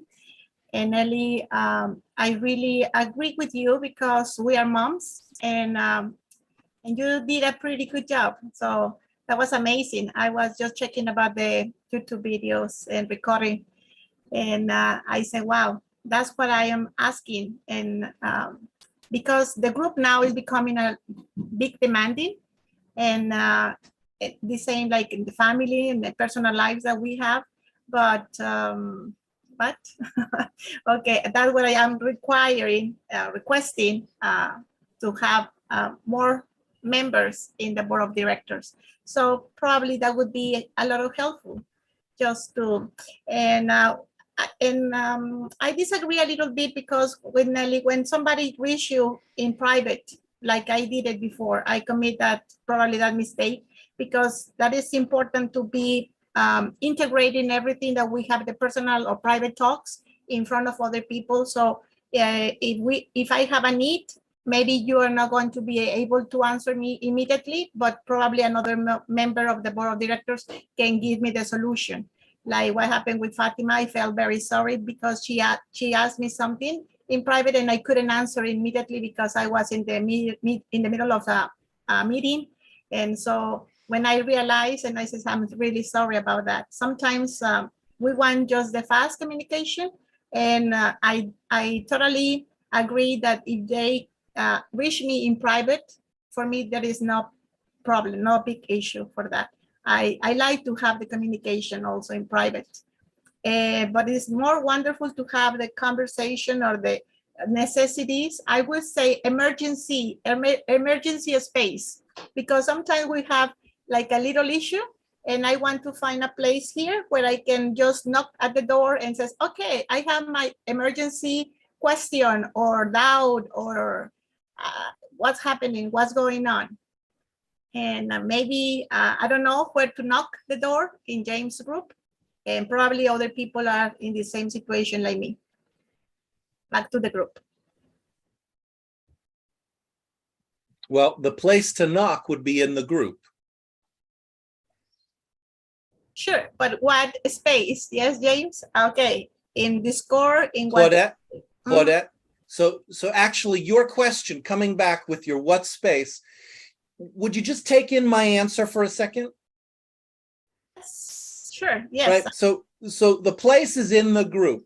That's the first answer. Where in the group might not matter so much if it's in the group. Mm-hmm. We can work on where in the group after we get into the group. Mm-hmm. Yes, okay. It's useful to have a emergency place. Claudette, you're not new to the group. You're a member of the board of directors. Can you think on your own of any place in the group where you might come to say something that was important? Yes, of course. Where? Here in the group, right here in the Zoom, but okay. But for example, like Ahmed and I, we are co-hosting one of the teachers' classes. And then we have a little issue there and something happens and I need it. So where can I just have some help from others? Yeah, so that's what I'm asking you. I'm asking you if you were to use your own like decision-making ability, where in the group might you ask for help? Well, in Discord, I asked in Discord, that's what I'm lost. I don't know. Exactly. You're not, no, so stop being lost and just see if you can figure this out with me. Mhm. Okay. So if I have a question about, let's say, for example, like Nelly, I want to be participating in helping you some hours for Claudette, so notice you're switching examples. You just gave me one example. Now you're switching examples. We still didn't get the first example. You're co-hosting something with Ahmed. You have a problem. You want to get some help. Where would you go? I don't know. You tell me. No, I'm not going to tell you. I want to work with you until we figure this out together. Where might I see? You're asking me to kind of make the decision for you. And actually, I'm totally confident you could make this decision on your own. No, I want just to help me. I know. You really want me to tell you what to do. And that's why you're not able to, that's why you're confused. It's not because you don't know, but it's because you don't want to make a decision. You want me to make the decision for you. And of course, you're going to be lost because I'm not always there. Mm-hmm. So, exactly. So let's try to work this out here. Okay, what would be a good idea for me to ask if I have a doubt or a question or something, probably not so important for other people, but for me, it would be, I want to have the answer for that. It says, okay, I will go with the board of directors there. But, okay. Well, can you stick with that answer, or you want to? So you're bringing in the but. You're not actually making the decision. Let's make the decision. I will go there. Okay. See, so there you go. You have the ability to figure out where to go in an emergency where you could bring some information into the group. I can see now. Yeah, so simple, about just like that. Well, it's not always simple when we can't do something, but you can do it. How does it feel to see that you can make a decision about where to go? Frustrated. For help. Frustrated. Huh? Frustrated. Frustrated. Yeah, frustrated. Really? Frustrated to notice that you could do it? I felt frustrated because I said, what is the best place to go? Because probably in that 2 or 3 weeks before, the thing is that there were many places closed. And so I lost my role. I lost everything. And I was not attending the Zoom meeting classes. Also, I was not helping with the co-hosting as much as I wanted. And many things here that I wanted to participate. So I felt frustrated. I felt angry with myself, and I felt like I was not able to continue doing this. Well, okay. So now, there's a lot going on there. So you haven't been participating for some reason in the group. That's right. And you've been angry with yourself, frustrated with yourself for not participating. Exactly. Uh-huh. Yeah. So that's what I wanted to join with Nelly about my feelings also, about the group in the classes here, and what was my participation. And I wanted to expand more about participating more in the work here. But at the same time, it was my limitation. And I felt like angry with myself, and like I'm not doing a good job. And I didn't want to feel like that. You were beating yourself up outside of the group, punishing yourself, telling yourself that you're bad and not doing a good job. Right. And that would make it harder to participate.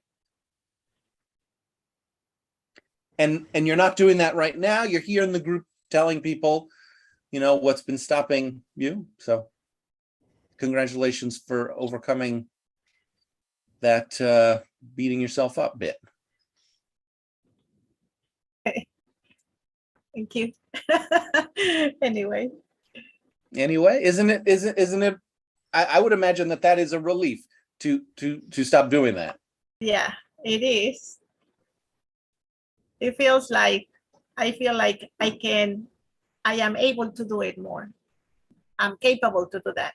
Yeah. It's no fun to beat ourselves up. It's no fun at all. It happens, and yeah, it's no fun. Periods of time, and then we feel like we can when we have that kind of feeling, we feel like stopping, and we don't investigate or we research more about our abilities or capabilities that we can do it here. And I feel happy to be here. That's what I say. Friday is going to be my day, and that's what I am doing. I'm here every week, and I'm happy to do that. Great. Okay. Anything else on this?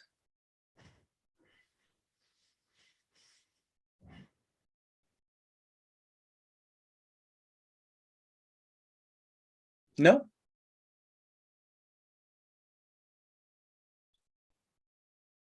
Move to a new topic. I'm ready.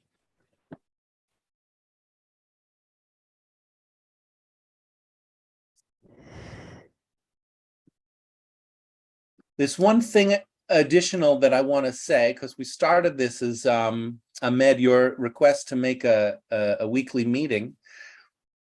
As a member of the teacher coordinators, was that something that you would want to lead, Ahmed? Would you like to host a teacher coordinator meeting? Or is that something you wanted somebody? No, actually for me that is not necessary to lead or not lead, but somebody you can either teacher coordination lead this meeting, but my purpose to just I have the update and feedback about the teacher coordination. That's all. That's No, not it's not. No, I'm sorry, Ahmed. That's not how this works.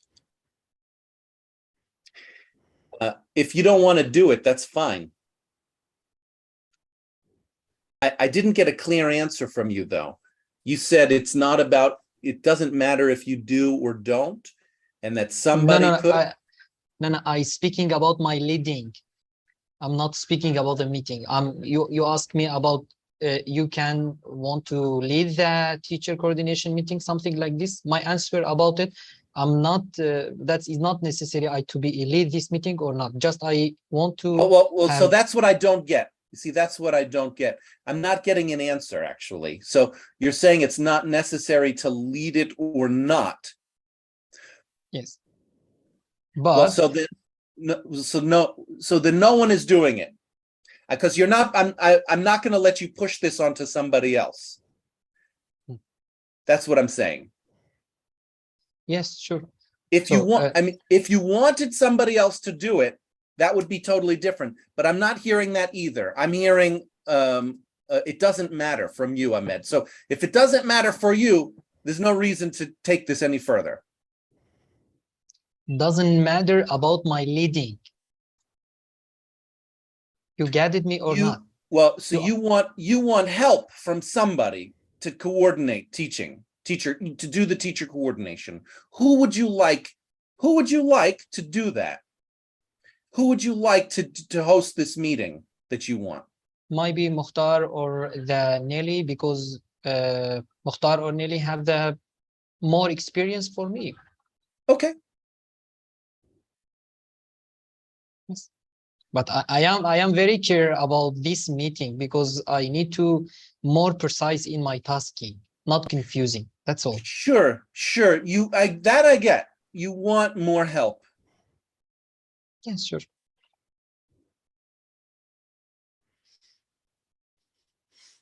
This is Mokhtar from Tunisia. And as a member of the teachers coordinator, I really need a meeting like this one. First of all, because I've been a member of the teacher coordinations for months maybe, but I don't know how it works. I see Nelly and Ahmed doing the whole thing by themselves. And I can't even figure out how to do that. So maybe a meeting can be the good space where we can discuss this, where Ahmed and Nelly can show us how to help and contribute. So I guess, at least for myself, I need this meeting. Do you want to lead the meeting? Or do you, It's you're fine, with I a, can, yeah, I'd like to, fine. I'd like to lead it. I'd like to host it, I mean. Uh-huh. Yes.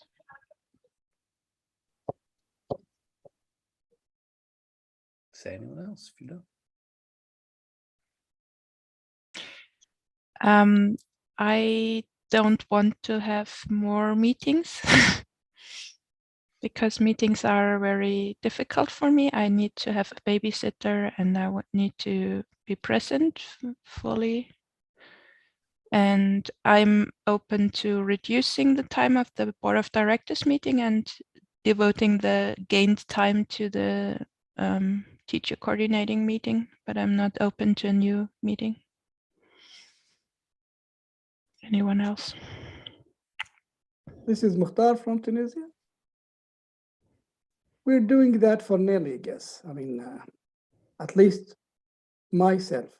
Doing what? I see Nelly is complaining about doing everything by herself. And I find it a duty to give a hand as a member of the teacher coordinators and a member of the board of directors. And I see that we can do that in a meeting to get things clearer to me and to Claudette, maybe. Yes. Then I see that Nelly is not that enthusiastic about such a meeting. Then it's fine. I mean. Oh, so wait a minute. You're saying you don't want to do it if Nelly is not interested? Yeah, that's it. Exactly. That's it. Great. So we are in a circle here because you're all throwing things on each other. Oh yeah. Not exactly. I mean, yes, exactly. Here's the yeah. thing. Because Mokhtar. So we have two different desires, and we don't have to wed our desires to what other people are doing. You might want something from somebody in the group and they might not want to do it. And if we say, well, I only want it if some other people want it, then actually we're not really getting clear about what we want. We're more concerned about what other people want. And so that's what I'm trying to get clear about. This is not how I see it. Well, do you care about how I see it? Or is it? Yeah, I do care about how you see it, but I care more about how I see it. Huh. Okay. Okay, Mokhtar, if you want to run the meeting for next week, I'm ready for that, okay? I can. We haven't agreed on whether we're going to have a meeting or not. I mean, we actually we're working on something different now. We're actually working on who's running this meeting. Right now, Mokhtar is in competition for who's running this meeting. Forget about any other meeting. Yes, Mokhtar. Yes. You said you're not interested. Okay. I said I am interested in what you think, and I care about what you think, but I care more about what I think. And I see this is. And I'm asking you to put. It's natural for me. I mean, I can. So you see how I can't. I always. Yeah. Okay. James, go ahead. I'm sorry. Well, what I understood is about Mokhtar. You want to be the host and you want to open the space. Is that right, Mokhtar? If James agrees and Nelly agrees, so you are ready for Ahmed about yes or no? I'm asking you, Mokhtar. James has just said that this is not the topic now. No, that's not what I said. Yeah. Okay. Anyway, I'm not competing with you, James. Not at all. All that I said I said that as Ahmed he wants to create another meeting for teacher coordinators. And I totally agree with him. And I'm not doing anything as a teacher coordinator. I'd like to give a hand, but I don't know how. We need a meeting. And I see that it's fine for me if Ahmed and Nelly are fine with it. If they are doing the job and they don't need any help, then that's great. But I see that Nelly is complaining about it. She needed someone to step in and take part in the job. I said, it's fine. I can host the meeting if there will be one. But Nelly said she's not going to be there. So who is going to explain things to us? Who is going to give us a kind of a training, tell us how things are running? Who is going to do that? Nelly is doing the whole job, but she's not going to be there. This has nothing to do with Nelly, actually. Okay. Okay, well, I understand there is a way that we can just handle about the teachers, because that's the way that they were like interviewing, like we interview the teachers that they want just to come and give the host, and there are set slots of the time and we can just add it there. So we can figure it out how Nelly's doing. Nelly's not complaining. I don't think that she's complaining. That the thing is that she wants just to save her time, her energy in other priority things, and having this time. May I, Claudette? Hold on, Claudette. I just want to point something out. Nelly, when Ahmed and Mokhtar began to build, you came in with your difference, and that's why this is what's happening.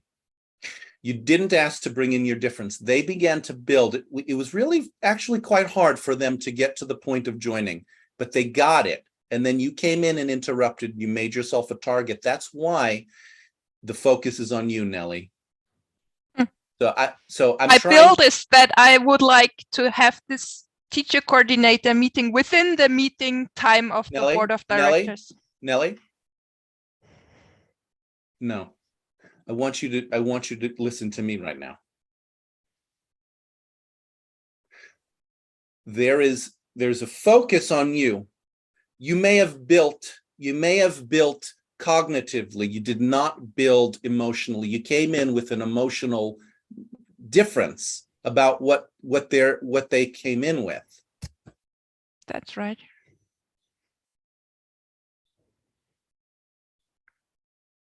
We're very attuned to people. We feel if somebody's saying, I really want to work with you and I totally agree with you, but we can feel actually this person fucking hates my guts. We feel it.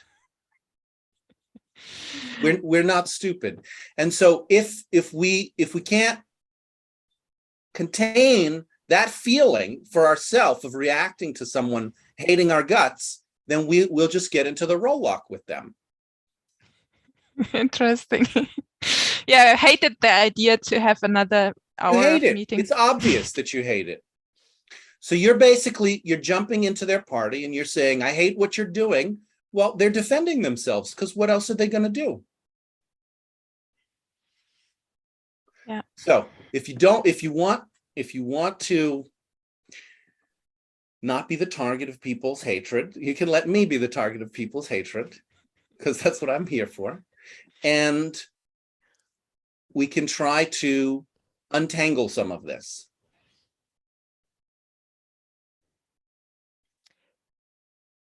Yeah. May I speak and try it a real build? Okay, well, so the build would have to be with me right now. Can you join me? Yeah, I can't just come into a conversation of two people who look excited about an idea and how to do it, and then say, oh, I just don't like it, and that will draw their attention to me as an opponent, and Yeah. they will. If you don't ask if they're open to being interrupted. Yeah, if I don't make it clear that something in me is different, and I want to talk about that and ask if they're ready. If you don't get their partnership, The only way to get their partnership is to ask them and say, hey, I'd like to disagree with you.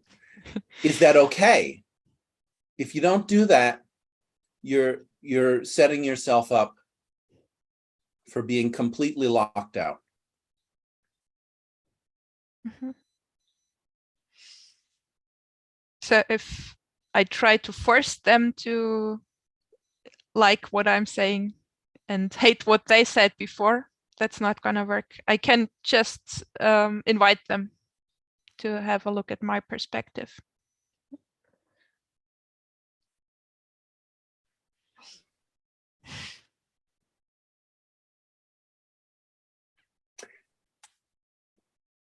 Now, I would recommend, Nelly, actually, if we go back to Mokhtar and Ahmed, can you contain Sure. your difference? Okay, so back to you, Mokhtar and Ahmed I'd like and to host Claudette. a meeting for teachers coordinators. Say again. I'd like to host. You'd like to host a meeting for the teacher coordinators. Great. Say anyone else, sir? Anyone else?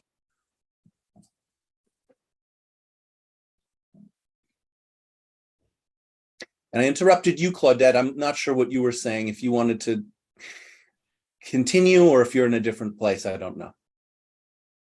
Yes, I want to continue. I just want Mokhtar just check about the schedule because we know about the schedule, the difference.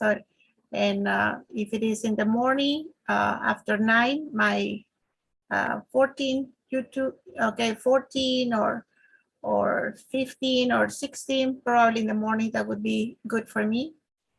If we arrange the schedule at that hours, or in the afternoons, maybe for you it's too late. So the problem is going to be the schedule, right? It's something that we need to figure it out. Or talking about my side.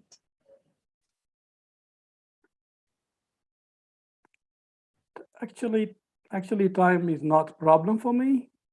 If it is okay for you and Ahmed is in Syria, you're in Mexico, I'm in between, so it would be always fine for me, at least for the next month.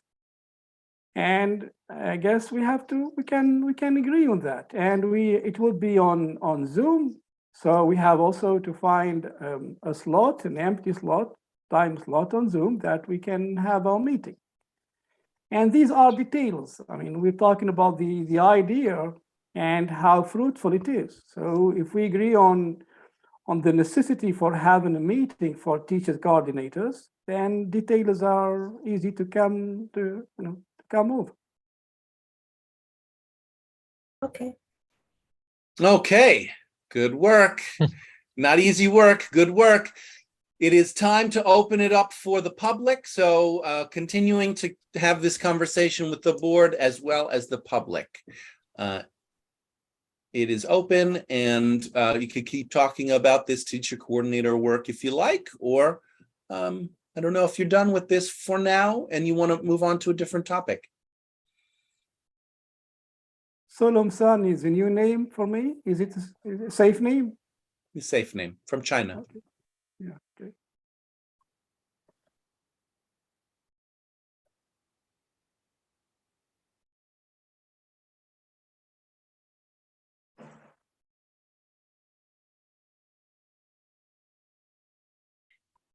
I think it's very useful to have a teacher coordinator meeting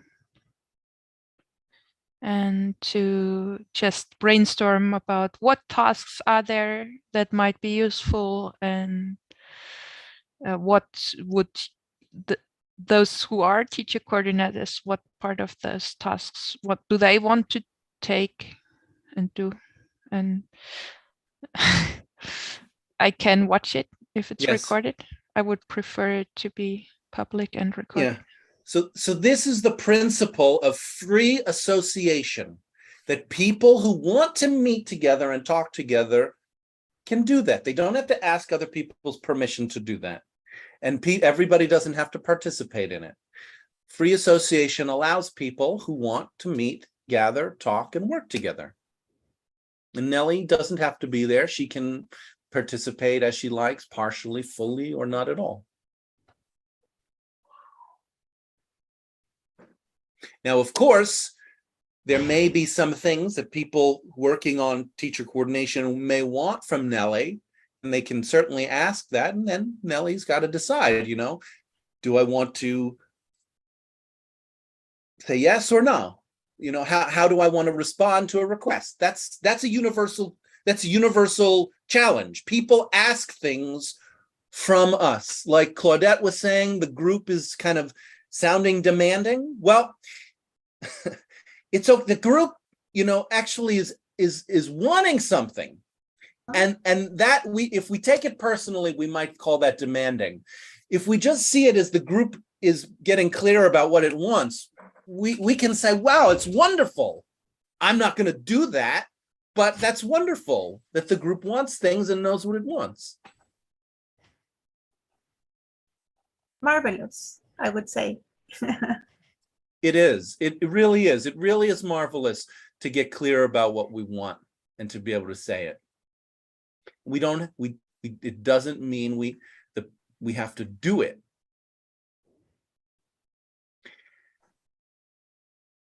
Back to you.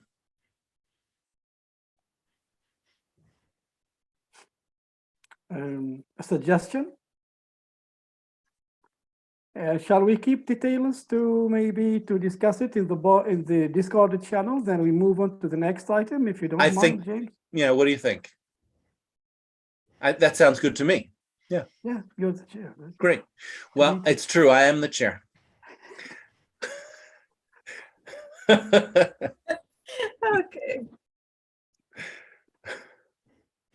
So, what item do you want to bring in next? I guess the second one about fees. Oh.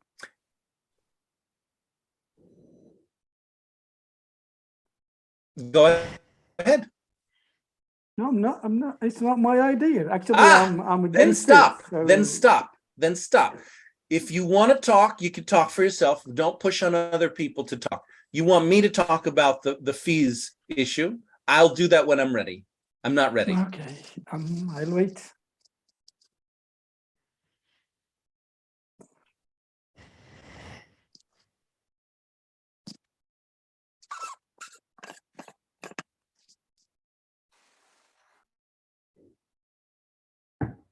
Claudette from Mexico again. I want to bring my topic about expanding the board of directors.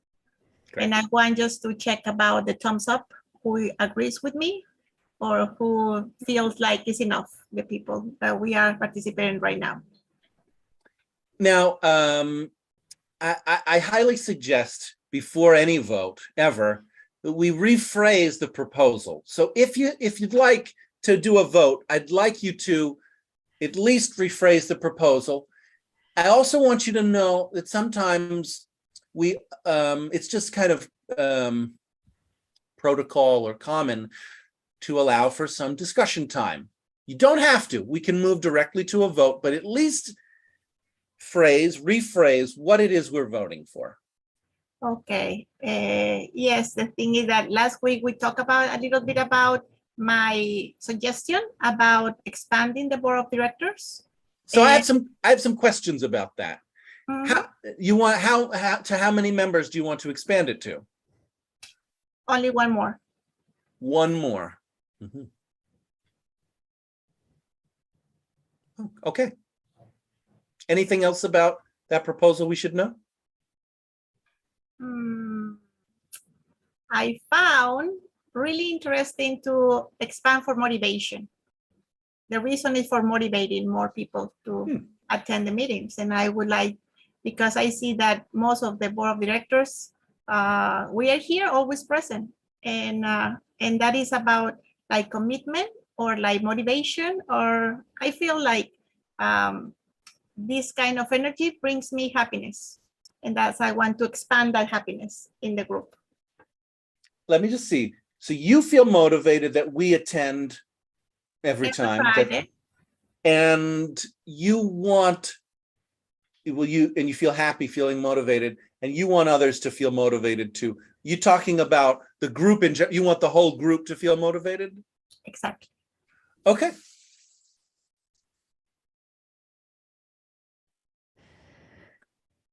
my next move?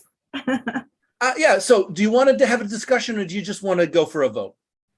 Okay, well, I would like to have a discussion about what the people, would they feel, if it is helpful for the whole group to expand the board of directors, if it is useful, if it is other points of view. I want to know about some discussion right here. Yeah. That would be helpful or not, okay? People that are staying quiet in silence, I would like to listen to them.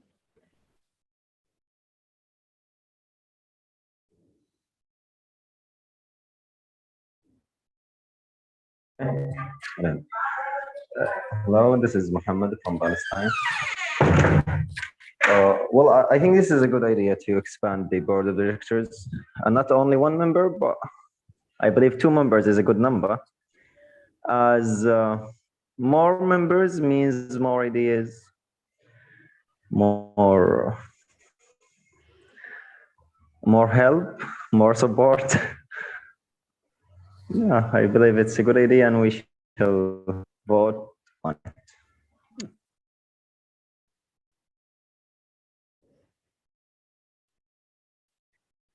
So that's what I call an amendment. You would like to make an amendment to the proposal to have not just 1 new board member, but 2 new board members. So it really goes back to you, Claudette. Do you accept that amendment or not? I would like to know why 2 more. Great. So no, you don't accept the amendment and you'd like more discussion. Okay.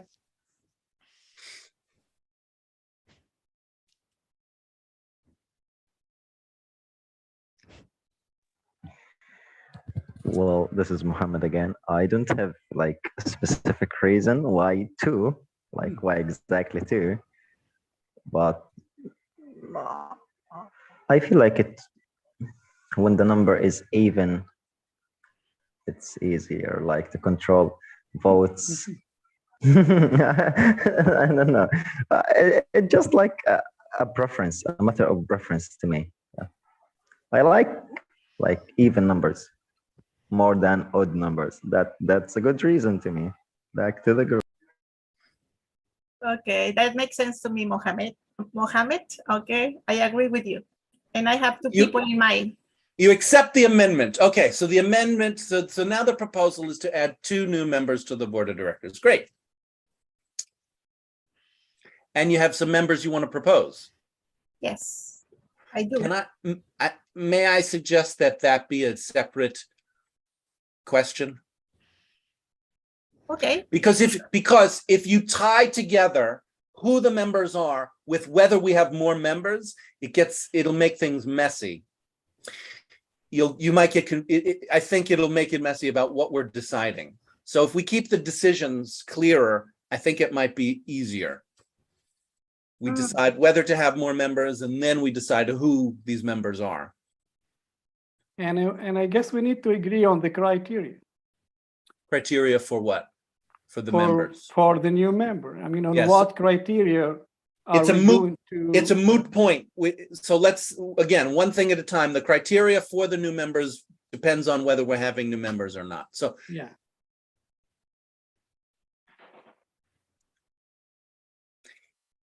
So this is my call for any more discussion on the question of having more members or not.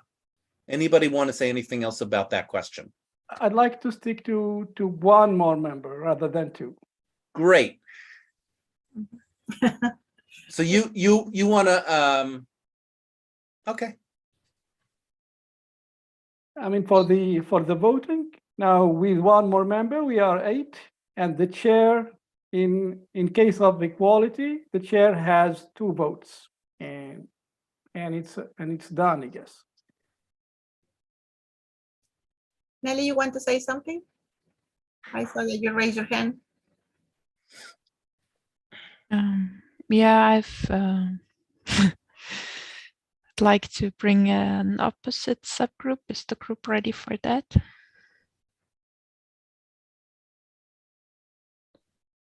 Hold on a second, Nelly.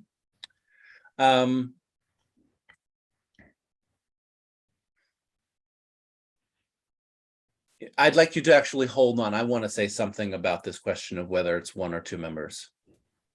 Okay, so Mokhtar, the way that I'm running it is not that the chair has 2 votes, but that the chair is a tiebreaker.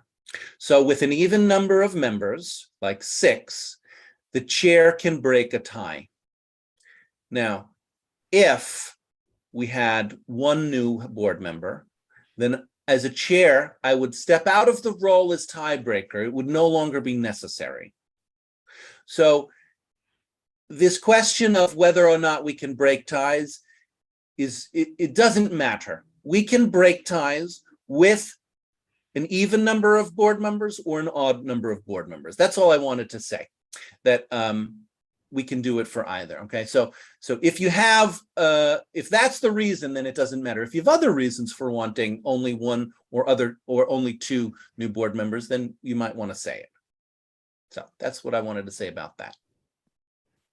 Yeah, now, for me, this is not the reason. I mean, the reason I'm saying that the vote is not a big deal, that we can solve it, and I see you have your solution already.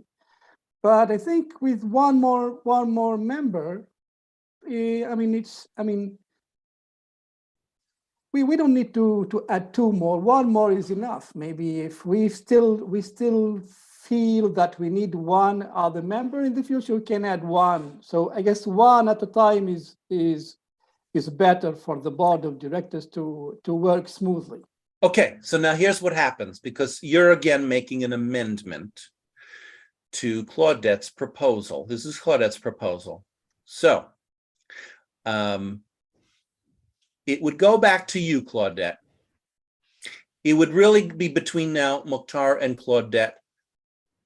This is a criteria negotiation, just like who talks first, right? We go into a criteria negotiation.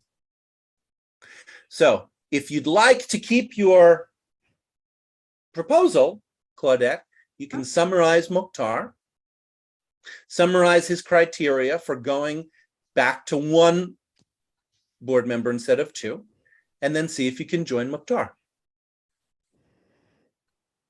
Okay, my first idea. No, see, you don't bring your idea in first. You would summarize Mokhtar. Mokhtar, you said that you want us to go by step. That's what you mean, with another words. Okay, first add 1 more member in the board of directors, and then later we can add another person. That what you say? Yes. Okay. Now, slow. Now, check with yourself and see if you can join Mokhtar. Okay, Mokhtar, my first idea was to bring it only 1 member. Okay, but as Mohamed mentioned about that, we have about numbers, about 2 people, and that makes sense to me. So I said, well, I just have keeping in my mind only 1 member to add it, but I saw that we are so anxious working in subgroups, and that would be another idea, that if they have that energy and bring it here in the board of directors, because they participate in so much in the Zoom meetings, and I can see that. So that would be another chance for them to be integrated in this beautiful space. So let me see if I understood, Claudette. You think you would like just one new board member? That's what I have in mind, the first one, only 1. Yeah, I know that's what you had in the first time, and then you changed it, and now where are you? I am with Mokhtar because I only have 1 in mind that is stronger. You have somebody in mind. You have a specific person in mind, so you're okay with the idea of just adding 1. Okay. So we're back to 1 board member proposal. Are we ready to vote? I was asking if the group's ready for difference. Okay. Is the group ready to hear a different opinion about the proposal? Yes? Yes? I'm ready. Okay. Go ahead. Yes, Noah. I am ready. Go ahead. Okay, thank you.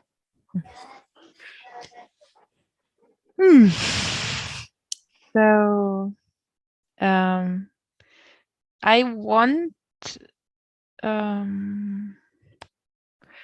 I see the board of directors is a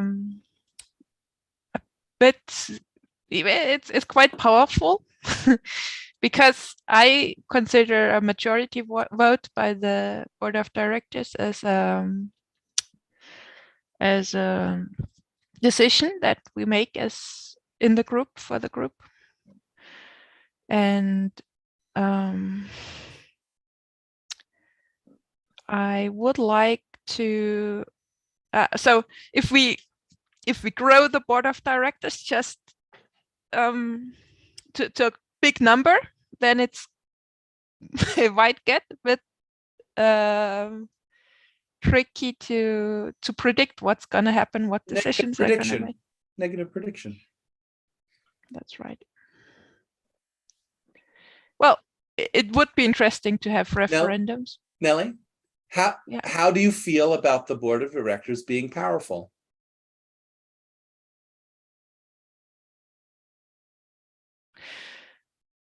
It's a bit I don't like it. Okay. Because I'm investing a lot of energy. Slow down, Mrs. Because can you make some space for not liking the board of directors being powerful as it is?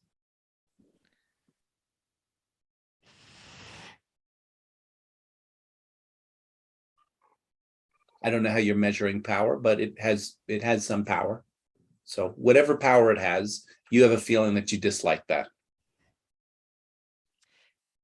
I dislike being in a group where everyone wants something else and I need to invest a lot of energy to convince them. Whoa, slow. I need to invest a lot of energy to convince them. I don't know if you notice anything about that sentence. You don't need to invest anything, Nelly. You don't have to invest anything. You don't have to convince anybody of anything. Well, if I want a decision to be made in a way that makes sense to me, I need to negotiate with the people. No, you don't.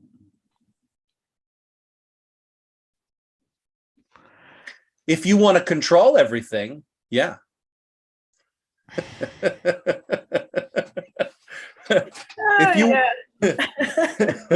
Sorry.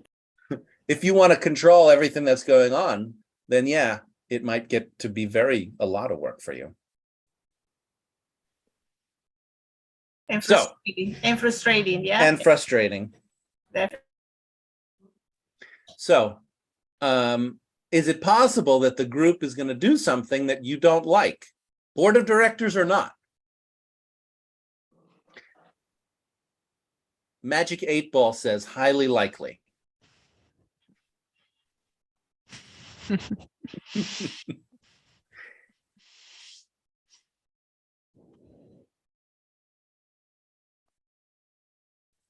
In real life, there is lobbying. And well, I have a secret for you. This is actually part of real life, this group. Yeah, that's it. So that's what I want to say, that you have a whole week maybe to share your arguments and to get more of the board members. Well, see, you're actually inviting Nelly to do something which she doesn't want to do. Nelly is saying that she's beginning to explore the fact that she doesn't want to be so invested in the group that she has to control everything. So it's not really helpful to now kind of tease her and say, well, if you want to control things, you could spend a little bit more time and make a few more arguments. That's lobbying, isn't it? Lovely for you because you're having not lovely. That's lobbying. That's lobbying. Yeah. Mokhtar? Yeah. Could you lobby for yourself? I'm telling about the tool of working things for yourself. I know you're telling about a tool, and I'm saying don't, because it's not your job to tell Nelly what she can do. It's not helpful right now. I'm not telling Nelly, I'm telling everybody. Yeah. Including myself. If this is real life, and if any one of us in the board of directors. Well, so you're interrupting what Nelly is doing. You're interrupting what Nelly is doing. That's another thing. That's different. I mean, now that you're telling me I interrupted Nelly, I would. Well, I'm telling you over and over again, and you're arguing with me about it. Could you just hold off and let Nelly do her work around wanting to control things? Fine. Okay. I don't see the current board members participating in the way they might participate.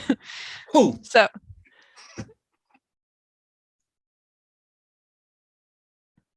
you want the current board members to participate in a different way than they are, Nelly. Well, Claudette says she wants more board members, so the board members can do more work. So I wonder if she wants more people coming once a week to a meeting for 1.5 hours and sitting around and saying their opinion, which is okay. But Nelly, you're going into a role. Could you stay with me? Stay centered, okay? So how do you feel about the fact that Claudette would like more board members? Well, I have a part that agrees and the part that doesn't agree, and I Often was bringing in the part that Often? doesn't agree. Yeah, well, not agreeing is a cognitive activity. How do you feel about it? You said you didn't like it. Yeah, I don't like it. I'm currently working on that part that doesn't like it. Okay, making space for not liking what the board is doing, the other members of the board are doing. Valid. And I'm moving to surprises learnings now. We have 5 minutes left, and I'd like to go to a lightning round of surprises, learnings, satisfactions, dissatisfactions, discoveries, next moves. Over to you. Anybody have one? And in case it's not obvious, it seems like there's more work to be done around the question of whether we have more board members or not. So I'd like to push that to next week. I'm satisfied because we have a very nice topics to discuss today, and to listen to other members. That makes me feel really grateful and be happy and motivated to continue coming next week. Thank you. Other surprises, learnings.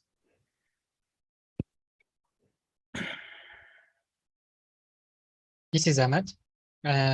Actually, today I am very satisfied about about the topic. Consider is very important for me, and otherwise I am not satisfied about the Nelly. He is crying on the Zoom meeting. Maybe that is not good.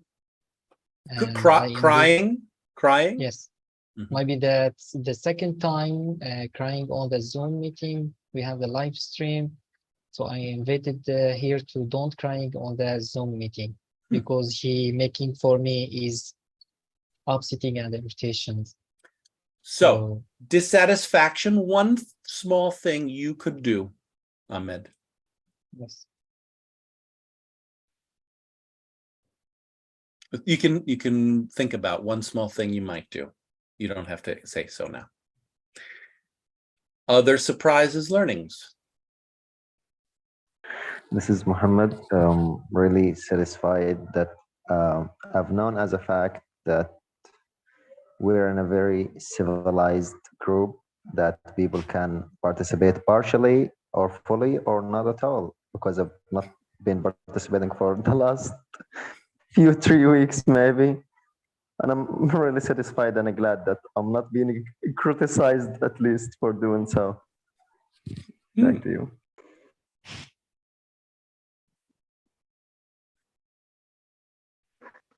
This is Amira from Libya. Today I learned a lot of think with you guys how to negotiation and how to discussion, and this is stratified because we have a half hour for open participated, but you get a lot of time, 1 hour and a half. So yeah, thank you. Anyone else?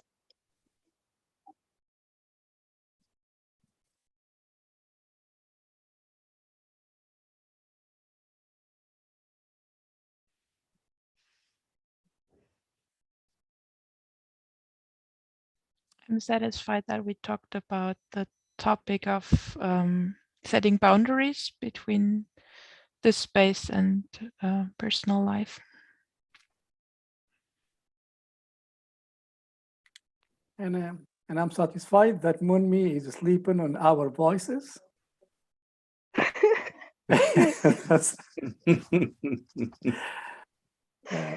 Sleeping. No, I'm not sleeping.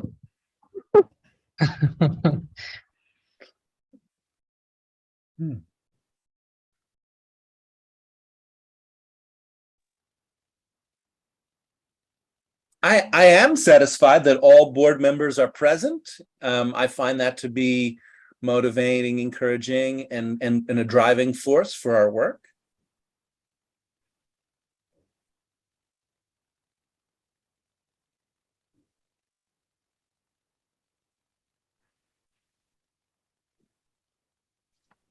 I'm dissatisfied. Go ahead, Nani. Oh, go ahead. I'm dissatisfied with the meeting if Nelly crying out loud the second time. Again, one small thing you could do, Nani, so you're not so dissatisfied.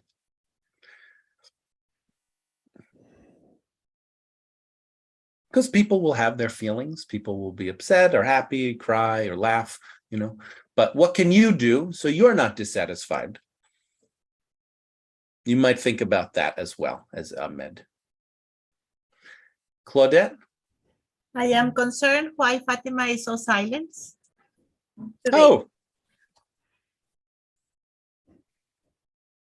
And that is a what? A dissatisfaction? Yes, Uh, because I it's love not- no. Well, Fatima, hold on. Don't solve Claudette's problem. Claudette, you have a dissatisfaction. What is one small thing you could do so you're not so dissatisfied next time?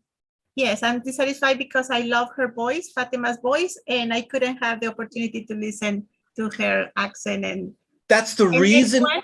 And the next movement, I would like to ask direct questions to her. Yeah, yes, you could ask her, hey, Fatima, why are you so silent today? Okay.